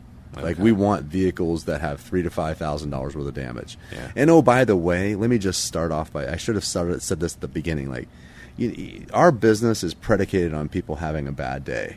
You know what I mean? Like, I'm not trying to wish for people to get into accidents. It feels immoral in a lot of ways for me because I don't want anybody to get hurt. I don't want their property to get hurt. But every job is not necessarily the best fit for us, and so it can be challenging where you get all of a sudden 10 vehicles that all have 10K and more in damages. I'm thinking that first snowfall, right? The first snowfall where everybody doesn't remember snowfalls are crazy because you never know. We kind of stand by the door at the dealership waiting for those cars to come in. We wait for the tow trucks on those days. We've had I remember a couple of years ago that it never snowed. The only times it only snowed on the weekends. So we never had any vehicle damage with respect to snow at all. Everybody's like, I got fine. It was fine. But they shut the roads down. It's just weird. Yeah, one of those mild winters or something. I've just not seen a lot of depth in there are no guarantees in this industry. John, who's our senior tech, he and I have this conversation on the regular. Like, hey, this is the stupidest business in the world. Like, this is the hardest. If you want to enjoy yourself in life, you'll have better opportunities doing so with a tack hammer in your forehead. You know what I mean? Like, do that first before you go out and decide to buy an Autobody Collision Repair shop. That's hilarious. Well, something we wanted to talk about too. We talked a little bit about training, about insurance, and kind of that ecosystem. Mm-hmm.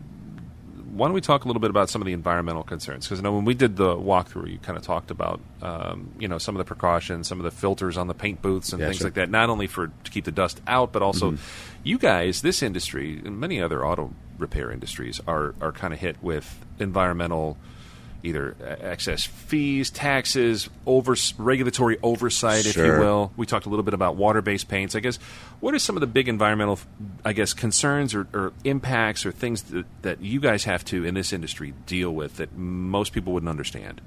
Here's what I think that's probably the most unseen is that, when you look at a vehicle, right, and it comes in and out, and there's always parts that are essentially wasted. You know what I mean? And sometimes those parts are returned back, right? Here's like a core charge, and they'll refurbish that one, then they can resell it. But a lot of times there's just a lot of cut up metal, and there's fluids and that, and then also sometimes you don't know what you're getting. You get vehicles that are either have been stolen, right? Like stolen recovery. Oh yeah, those are high risk vehicles from the context that when we have my people that work for me, getting into vehicles, and you see that there are empty syringes, or there's drug paraphernalia, or there's it's got a weird smell. It's been raced around the block, and people have been doing God only knows what in it. So I think we have everything that everyone else has, but also everything in here is sharp. You can bump your toe on anything. You have to be very careful. It's nobody's falling into a cauldron of melted iron. No, that's good. But it can be there's things that we have to be considerate about. So no, that's fair. And like I said during the walkthrough, it was one of the cleanest auto body experiences I've ever had. Awesome. And I've been to a few, so that part I don't work here every day, but it did look like, we've all been to places where you're like, ooh, this is scary. It's not white glove clean, It's a nice shop, but we do our best to make sure that we're as tidy as possible. Because again, you are what you present, and for people that are coming in on their bad day, right? You want people to be able to come in for not necessarily. We do our best to have a bright, sunshiny face, and if your facilities are at least decent, you're going to be leaps and bounds of what most people are used to. Absolutely. Oh yeah, and this is one of those industries too that's the car dealership world. The manufacturers have done everything. We call it Image USA at Toyota, but every manufacturer has tried to have their look everywhere. Yeah. And body shops haven't really had to follow along with that step.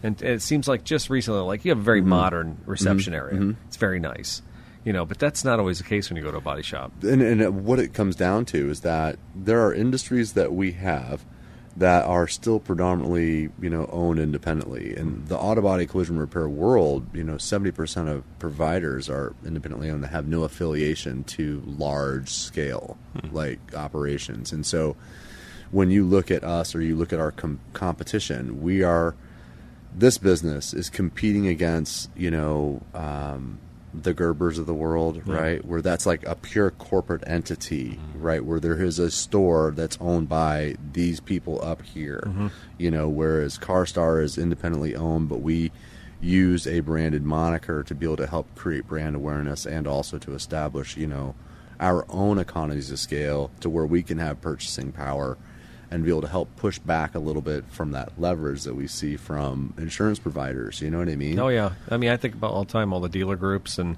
constantly, Schottenkirk. I was just talking to the manager down there at Schottenkirk Toyota. They bought into another 12 dealers through Texas and stuff like that. And you see this consolidation all the time. Sure. And I just wonder how long it is before Berkshire starts getting into the car mending business. Right? I think we see it, with our, with the industry with this industry, it's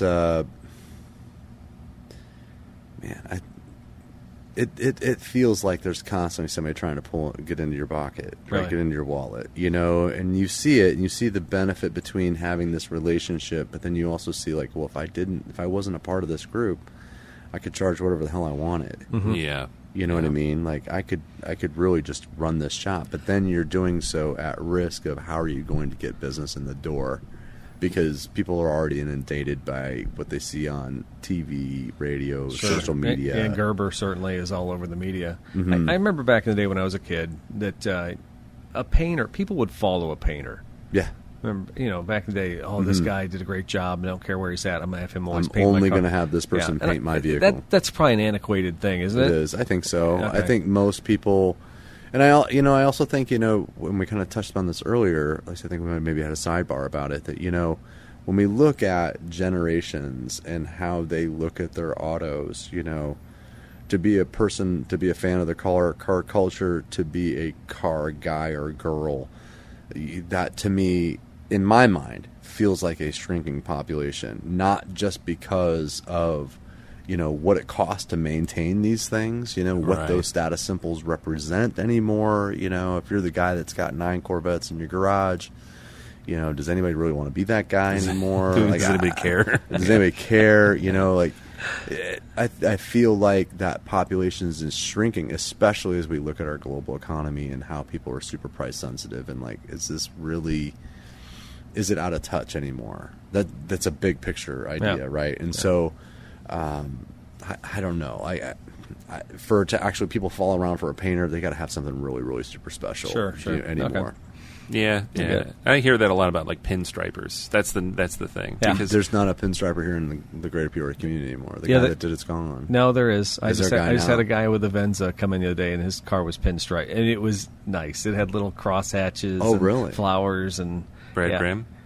I don't think it was Adam Morton. I don't think it was Brad Grimm. Brad Grimm does. I'm thinking of vinyl striping. Oh. Steve Hume is he not doing I don't know Pro who Trim? he is. I don't know who that is. Okay. Maybe that's his name. Yeah. Yeah, but he might have retired. That dude was. I mean, he was doing it when I was a salesman. Glasses, in the 90s. dark hair. No, blonde hair. Looked like a surfer bum. Any of that stuff though, was it pinstriping or vinyl, or even like watching people do vinyl wraps. I'm like, I would mess that up so fast. Gold plating was another thing he did. He Oh, would wow. like put the little electrode on the emblem and then like wash it and get the gold color on crazy. there. Yeah, and I think now with all the plastic emblems, those things are so work. hard. It's right now we struggle. Like we had this happen with a Corvette where it was a Stingray. I want to say it was probably a 22 or 23. You know, where it's got a vinyl applique that's on the front. It's on the front bonnet, right? Okay. And there's nobody to do it. Yeah.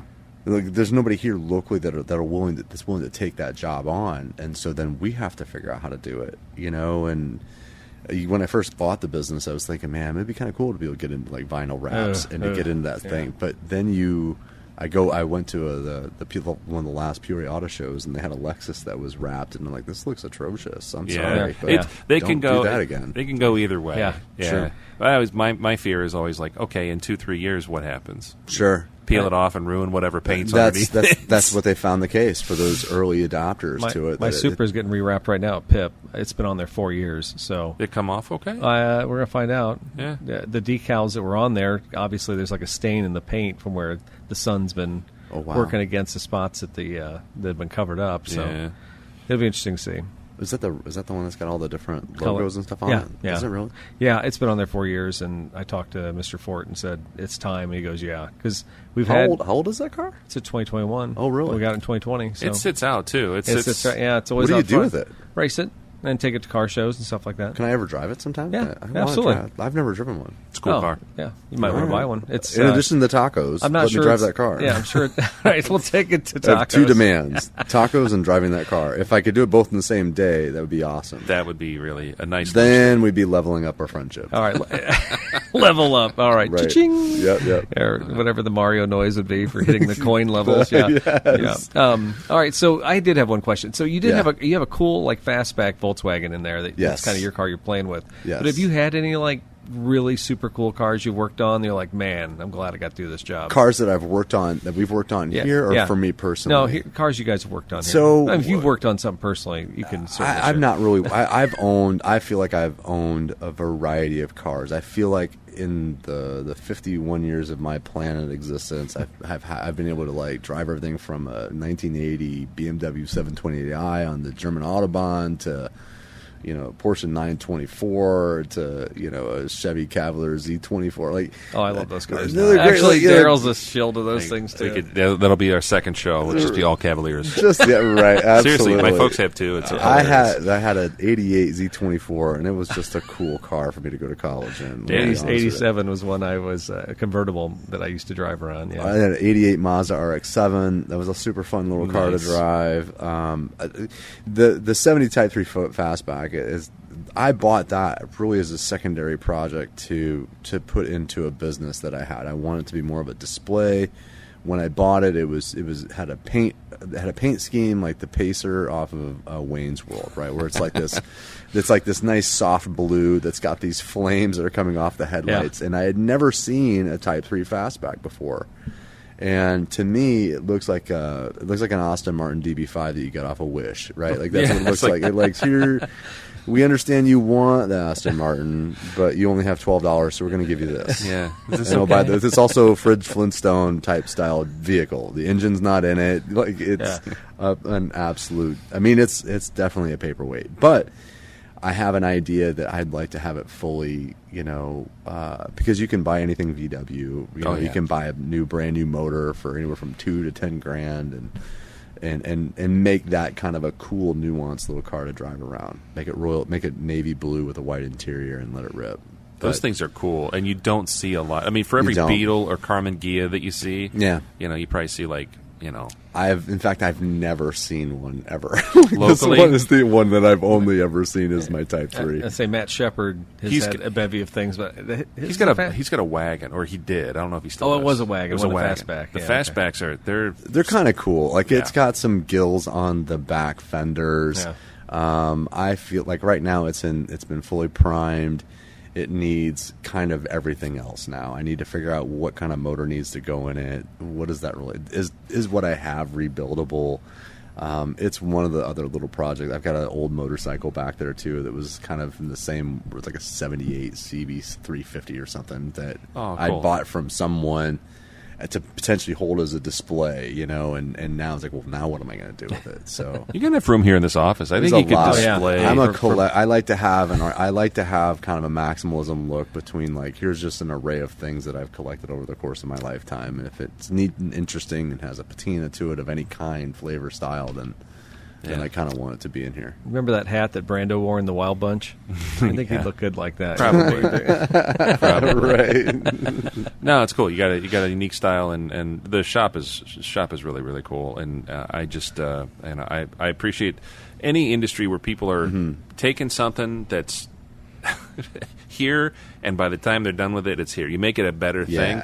That's got to be. It's not instant gratification because some of this stuff takes forever, but it's. I took something that was broken and I fixed it. And you built a team. You got some good people. Yeah. The one thing I've told people before that, when an adage from a military guy, right, is that you're always trying to, like, whenever you seize ground, right, your goal is to always improve your position, right? It's kind of always working on your foxhole, right? This is where you're going to fight. This is your battle spot, right? Make it nice. Make it safe, make it clean, make it everything, right? And so that mentality is just saying, hey, it's just never-ending process, product, business improvement. Like, how do we get better every single day?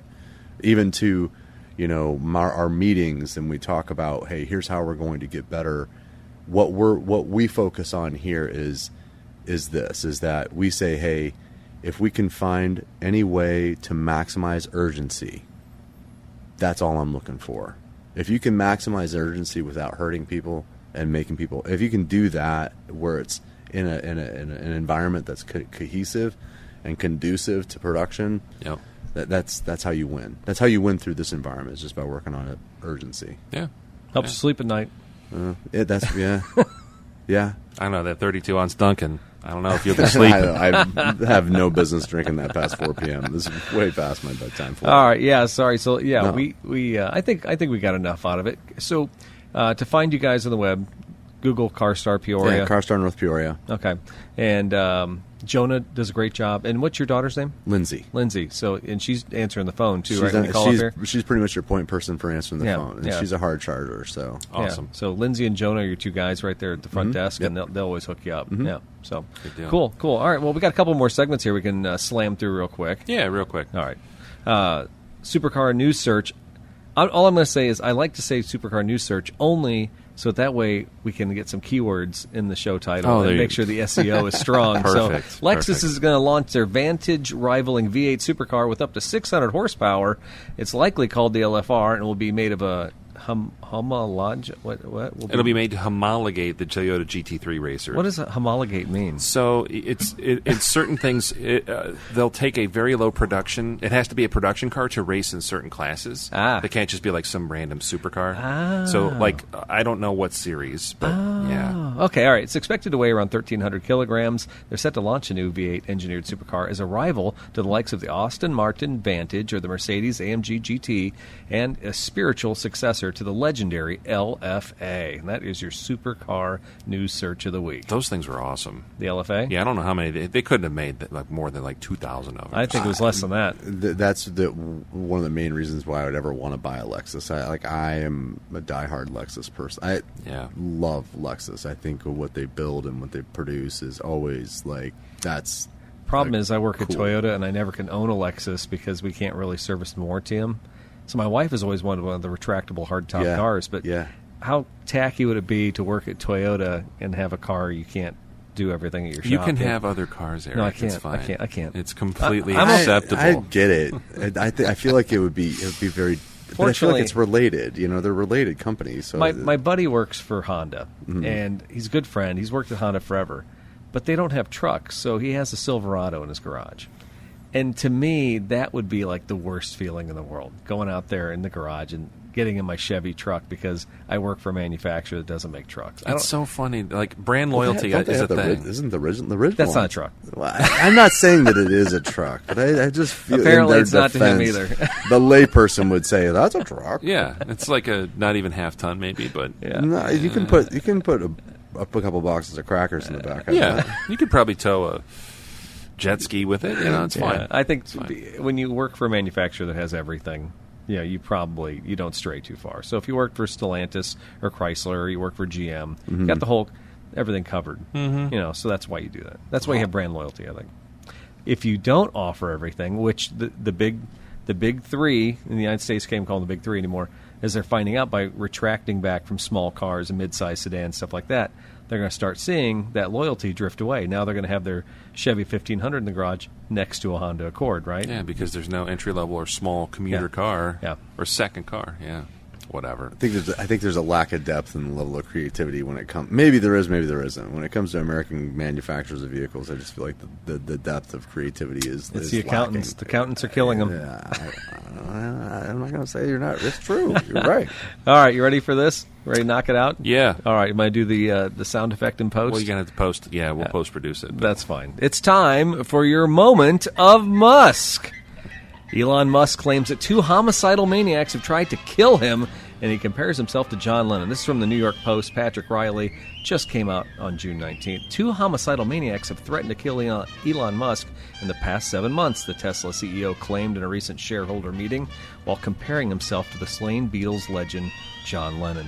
During the question and answers portion of the electronic vehicles company annual shareholders meeting last week, Musk said in a his high profile has put him with a target on his back just like Lennon. An anonymous shareholder asked Musk what he was doing to make sure he stays healthy and safe, to which Musk acknowledged he should maybe start by working to avoid being assassinated. Musk then revealed that he actually had 2 homicidal maniacs in the last 7 months. I thought I deleted this repeat. That's right. Yeah, and then there was like an actual issue that they articulated, and they were just in a homicidal maniac career, so I need to be kind of careful, Musk said. He said he was forced to be a bit more standoffish as a result, and he has stopped signing things for fans who come up to him in public. He then compared himself to John Lennon, who was notoriously shot and killed outside his Dakota apartments in Manhattan in 1980 by Beatles superfan Mark David Chapman moments after Lennon signed an album from him. I will endeavor to stay alive, Musk said. And that is your moment of Musk. Why? I thought you weren't supposed to name the shooters. Mark David Chapman's not supposed to be famous because he killed John Lennon, right? That's too late. Was he the Jodie Foster guy, or is that Hinckley? That was John Hinckley. Okay. Yeah. Why do we know all the shooters? That's weird. Because they publish their name. It's almost like the media says it over and over and over. I think people, when you look back at those times, it was so preposterous. Like to see something like that happen. If you killed Elon Musk, you will be famous for 40 years, probably. Maybe 40 years, but I feel like it happened with such infrequency. To where somebody of large profile, and maybe it's not any more frequent now, but it might not be. I think the key is anybody with 3 names. If they're listing your full name, John Wilkes Booth, Lee Harvey Oswald, Mark David Chapman. I think if you identify, hey, I'd like you to meet my friend Eric. Eric Michael Stahl. Eric Michael Stahl. There you go. Right. I'd be like Sebastian. I don't know. Is it? No. He kept to himself, really. That's the standard. No, I like the. He's quiet. Quiet neighbor. He kept to himself. Do you remember the buckwheat skit when we were a kid? What's Saturday Night Live when buckwheat was assassinated? The guy who shot buckwheat, and so it was counter to that. Yeah. They'd interview all his school friends, and they're like, "Can you believe he shot buckwheat?" And they're like, "Oh yeah, that's all he talked about when he was a kid. He said he was going to kill him." All right, so we like to talking about killing Elon Musk. Right, keep an eye on him. So bizarre. All right, speaking of bizarre, our last segment here is what we call Cars of the Week. And longtime listeners of the show know that Eric and I spend hours on Facebook Marketplace perusing weird stuff and vehicular things for sale. And then we share them with you, me, and Jake. Pass them around. Yeah, we share them. I usually send something to my wife and say, "Hey, can I buy this?" And she says, "Absolutely not. What's wrong with you?" And then I delete it. So we usually pick a couple things that are floating around there, swirling around the ether. And Eric picked one here that is. It seems like it's missing a wheel. Yeah, it's a 3-wheel. It's just funny. This is 2 weeks in a row of three-wheeled vehicles for me. The last one had 1 in the front and 2 in the back. This one has 2 in the front and 1 in the back. And I had to Google search this real quick on all of our old shows because I was pretty sure I'd chosen Vanderhall Venice before. Oh, we did see one of these. Yes, we did. So we were at the Bradley Car color. Show a couple years ago, and at the Bradley Car Show there was a guy who was in the middle lane. he had one of these Vanderhall. I don't think it was called a Vanderhall Venice. It was a Vanderhall something, but they're all 3-wheel. They're like a motorcycle chassis. And his was really like retro looking. It almost had like leather straps across the hood, I think. Kind of harked back to like the old British Roadster. Yeah, it's like a pretty dove gray color with brown leather. It's nice. Yeah, so I think maybe my affection for trikes had rolled over this week. So, and you and I, we were watching through Instagram the Paris to Peking rally. Oh, yeah, and I think that also kind of, because there were some classic cars in that too. Oh, yeah. Yeah. Oh, yeah, and I was thinking, what would be cool? So this Vanderhall came up, and then, of course, I'm looking at more Vanderhalls, and there's Vanderhall Venices, and there's some other Vanderhall, like, action packages and stuff like that. But this one's a 2020. It's got 2,700 miles, because I imagine these open canopy cars where you're sitting shoulder to shoulder with your loved one aren't very much more comfortable after 2,700 miles. So that's probably why you get rid of them. This one's a beautiful red color with a tan interior. It's a GT model. They're all automatics. I went through all the Venices. Really? Maybe it's a Venice thing. Maybe the other models have a stick. But I think since they're based on motorcycles, maybe it's easier to have these things with some kind of an auto stick in them. Or like a CVT or something. Yeah, it kind of sucks as far as that go. But realistically, when you're sitting in that tight of quarters, maybe pushing a clutch and moving a shift around isn't too much fun anyway. I think this would be totally a fun car to go on the weekend trip, like we did a couple weeks ago. You know, run around Ottawa, going through Joliet, come back down through Pontiac. Yeah, it'd be a fun ride. Maybe in Western Illinois, going down towards Quincy or something like that. Just kind of open roads, because it's going to be loud. Even if you get the roof thing for it, it's like a canopy that like whips the whole time on the highway speeds. Really? I can imagine driving in this heat that we're in right now. Well, would no, just be murder. Yes. But a couple weeks ago when it was 75, 80 degrees, it'd be perfect. Then it's good. So I must have missed it. What do these things go for? Because I think when we saw it at the Bradley show, you looked it up and like brand new MSRP was like 30 something. Brand new for the top of the line, I think they're 30. Okay. No, top of the line, I think they're 35 or 38. So they're up there. For like some performance packages and some extra like fancy wheels and stuff like that. This, I believe, the Venices go for 28 or so. All right, but they don't really ever get below 20. You just don't see them you don't find a cheap. Yeah, you can't find one that's been beat. No, because you don't find them with like 80,000 miles on them. Nobody ever drives these things 80,000 miles, right? And what's the powertrain? What's it? It's a motorcycle engine. Doesn't say, but it's 4-cylinder turbocharged is what it says. So I'm curious. Yeah, what so that's like a big bike. That's a big bike motor, is what that is. Yeah. Oh wow. Yeah. So I think it'd be fun. Really what it boils down to. I just wish a listener owned one of these so I could just ride around in it. Someone out there, please I give Eric a ride. I just want to drive one. That would be fun. Yeah. I think it's like the upscale version of like the Polaris Slingshot or the Can-Am Spiders. Oh, I agree. You know? This has far more style and class than those hideous like wide body Corvette trike things. That's the Slingshot. Those are the ones you see. I'd drive the Slingshot. I'm a go-kart kid. You know, I'll get into that thing. I don't know. Yeah. There's let's grab that. Let's ride around it and see how fast it goes. Like, I don't know. I've never driven one, but low key, I kind of want to see what they're all about. I would. You don't want to. You wouldn't want to tell anybody that you owned one. In my opinion, you don't want to tell anybody you own one. Right. No offense, but once you got to 2,700 miles, you probably wouldn't own it much longer anyway. Probably not. There's 4 days of the year you can drive it, so that's probably why. I've seen a few of those on when they do like a caravan. I don't know if it's a club or just a group of buddies or something. And I remember like one day we ran to Menards like 5 times, probably working on a house. And I remember in the morning we saw them leaving, and it was like, oh, that looks like fun. And my wife's like, those are goofy. I don't like them, whatever. And then like later in the day it was pouring rain, and the people were coming back from wherever they were, and like everybody like had this look of defeat on their face, and like, I hate this thing. I hate this so much. Especially I don't want to assume too much. Especially the women passengers. They're kind of like, I can't believe you talked me into this. So I definitely feel like it's fun. It'd be fun to rent. It might be fun on like vacation. If you're going to like Myrtle Beach, like sure, I'll rent one of those things. This would be a Turo. I should just Turo one of these, right? I think you could do it. Probably I think for $100 for the day, it's worth it. Yeah. You got a customer right here. Yeah. Jack's your guy. I'd want to keep it on the down low. Yeah. I'd want to even have probably a face. You wouldn't want to have the black and yellow one that everybody can see from like a mile away. I don't want black and yellow anything. Just keep me under the radar. Like I don't want to be out there showboating with something like that. That's fair. Now, Daryl, you have brought a lot of cars to Cars of the Week, and when I think about the way people fantasize about automobiles, I mean, there's exotics. I mean, there's obscures. There are things you remember from your youth, but sometimes there's just plain boring, and I am there on this one this week. You think, okay. What, you better justify your existence on whatever this thing is. So my pick for this week is an easy one. It's one I've been following, and I've been trying to get my wife to let me bid on this thing. It's a 1968 Ford Custom 500 two-door sedan, and it is currently on auction from Craft Auctions in Valparaiso, Indiana. And the current bid, as it's been stalled out for a week now, it's been $950. Wow. And before you throw up in your shoes, Eric, I just want to point out, everybody remembers like the Ford LTDs or Galaxy 500s, you know, the kind of the big decked out fastbacks, or the Galaxy XL had a big block and stuff. This is not that car. The Custom 500 was kind of like the entry level, you know, like if you were looking at a taxi cab or a police car from that vintage, it's probably one of these. This is a big full-size body-on-frame car, and it's a two-door post, so it's not even hardtop. The windows don't even roll down all the way. It's kind of a grandpa or grandma car from that time period. No. But the reason I like this, there's two reasons. One, it's been repainted. It looks pretty nice. I don't know. I haven't inspected it. It's in Valparaiso. But I'm assuming, taking it by their word, it's a decent car with one older repaint.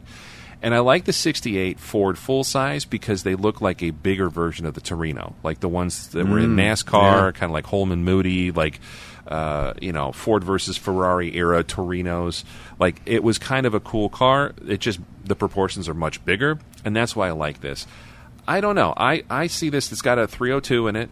It's blue, which is my favorite color. It's got a little bit of wear and tear on the front seat, but it's got a clear title, and I really don't think, because of how, I guess, like, kind of homely, ugly this car looks, I don't think it'll pull more than $5-6 grand.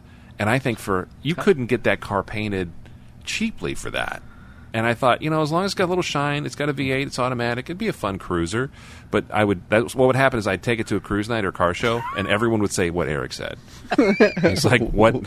No, why? Here's what they'd do. They'd steal the hubcaps, and they'd make a cheap UFO movie out of them. That would actually work, too. Maybe it's a Just set throw of rims. them in the air and take some pictures. What if it had, like, cool, like, Krager mag rims, or, like... that'd still be boring. What if I put 26s on it and some LEDs? Okay, so how long does the auction have to go for? It is up on Saturday. And it's really at $950. Mm-hmm. I mean, $5,000 for a car that runs it's that clean. It seems like a deal, right? Yeah, and I'm kind of... So Sarah, I showed her last night. She's like, what would you sell? And I'm like, nothing. She's like, no, you would have to sell something. And I'm like, well, I got two of my cars in my garage right now that don't run. And they don't look that great. But this one would run. For a while. I'd probably drive it. Here's what happened. Here's my luck. I would win the auction, drive it home from Valparaiso, and something would break, and I'd be on a flatbed. And then I have 3 cars that don't run. So, you just talked me out of it. So thanks for shooting down my dreams. Anyways, that's all I got. And then, Jack, we'll go ahead and toss it to you. I mean, Eric and I, we're always doing this thing. Yeah, sure. Is there anything either vehicular or, 4 wheels, 2 wheels, 3 wheels that you kind of have a jonesing for? Honestly, that over the last few years, as I've went through all of this part of my life, this life cycle, there's been a lot of time. I was a huge car junkie. Most of the time when I would own a vehicle, it's 2 to 3 years max. Yeah.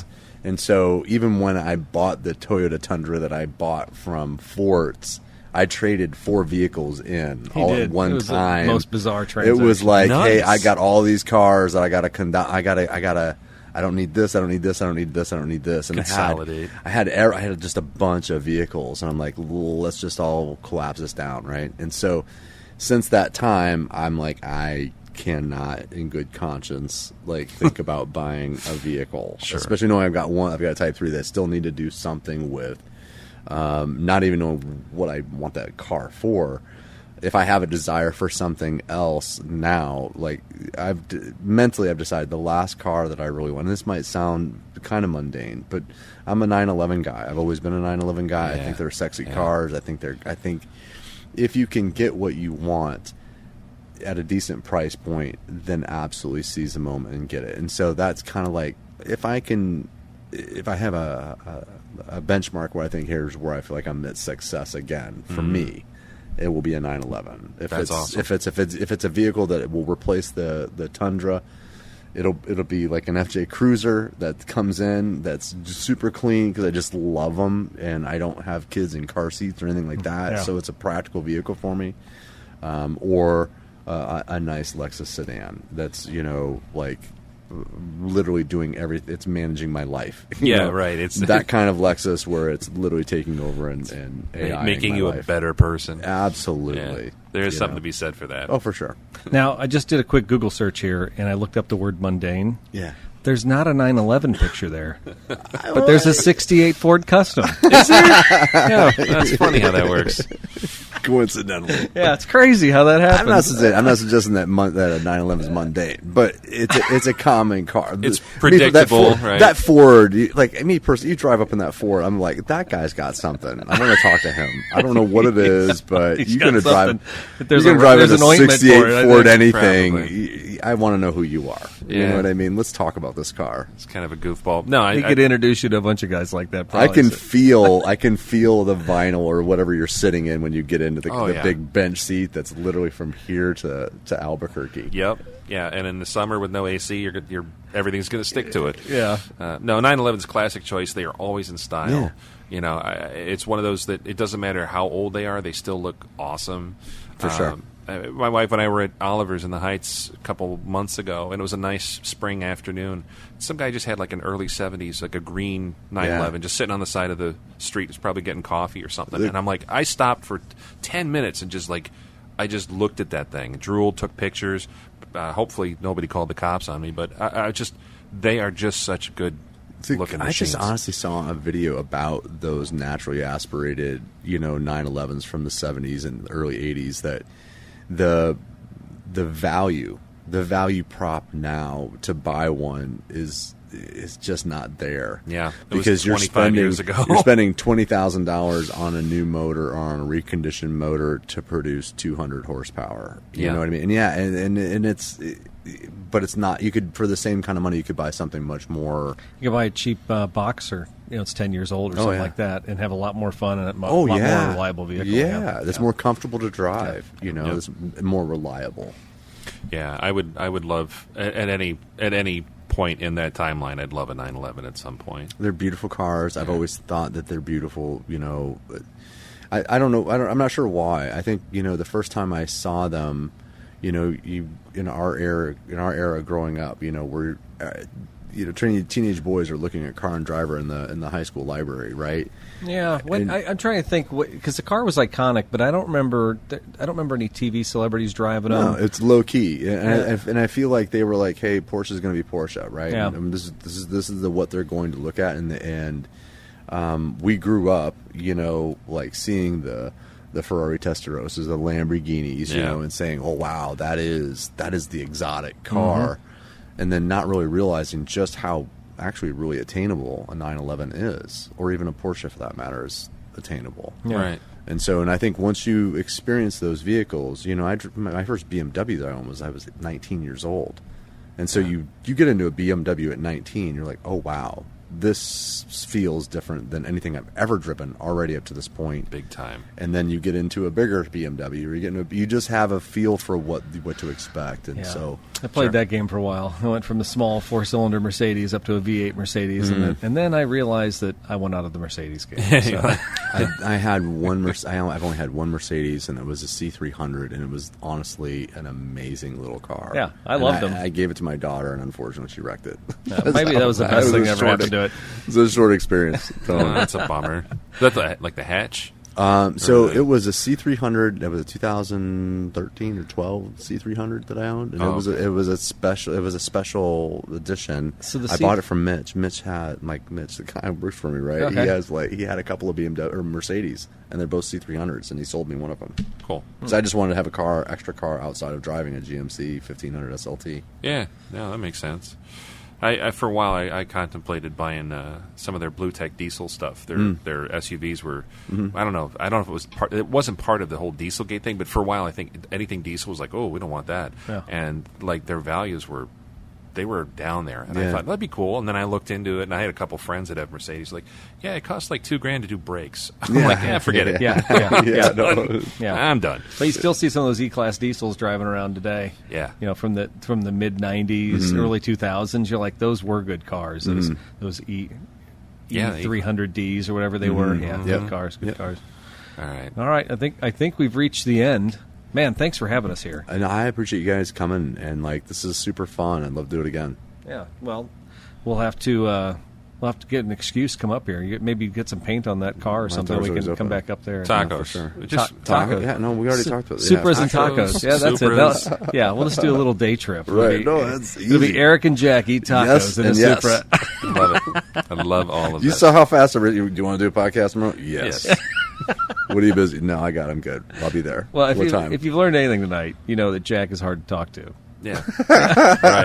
Right.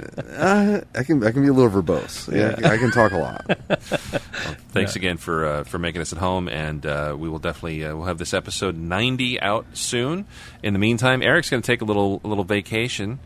Well, not really vacation. You're going to be moving out and about, but we'll pick up. Yeah, I got to go to Michigan at the end of this month and do a family reunion. Nice. While everybody's racing, so I'll be upset to miss that. That's all right. Yeah, but what about you? Anything for the 4th? No. Trying to figure out. I'll probably be in Hopedale eating like corn on the cob or something. Oh, man, I'm going to miss those Hopedale fireworks. Well, the weekend afterwards, just so everybody wants to know, if you want to come down to Tremont, Illinois, my son will be doing his infamous fireworks display the weekend after the 4th. So they haven't shut that down yet? No. I'm waiting for the cops. But I warn all the neighbors ahead of time, especially the ones with dogs.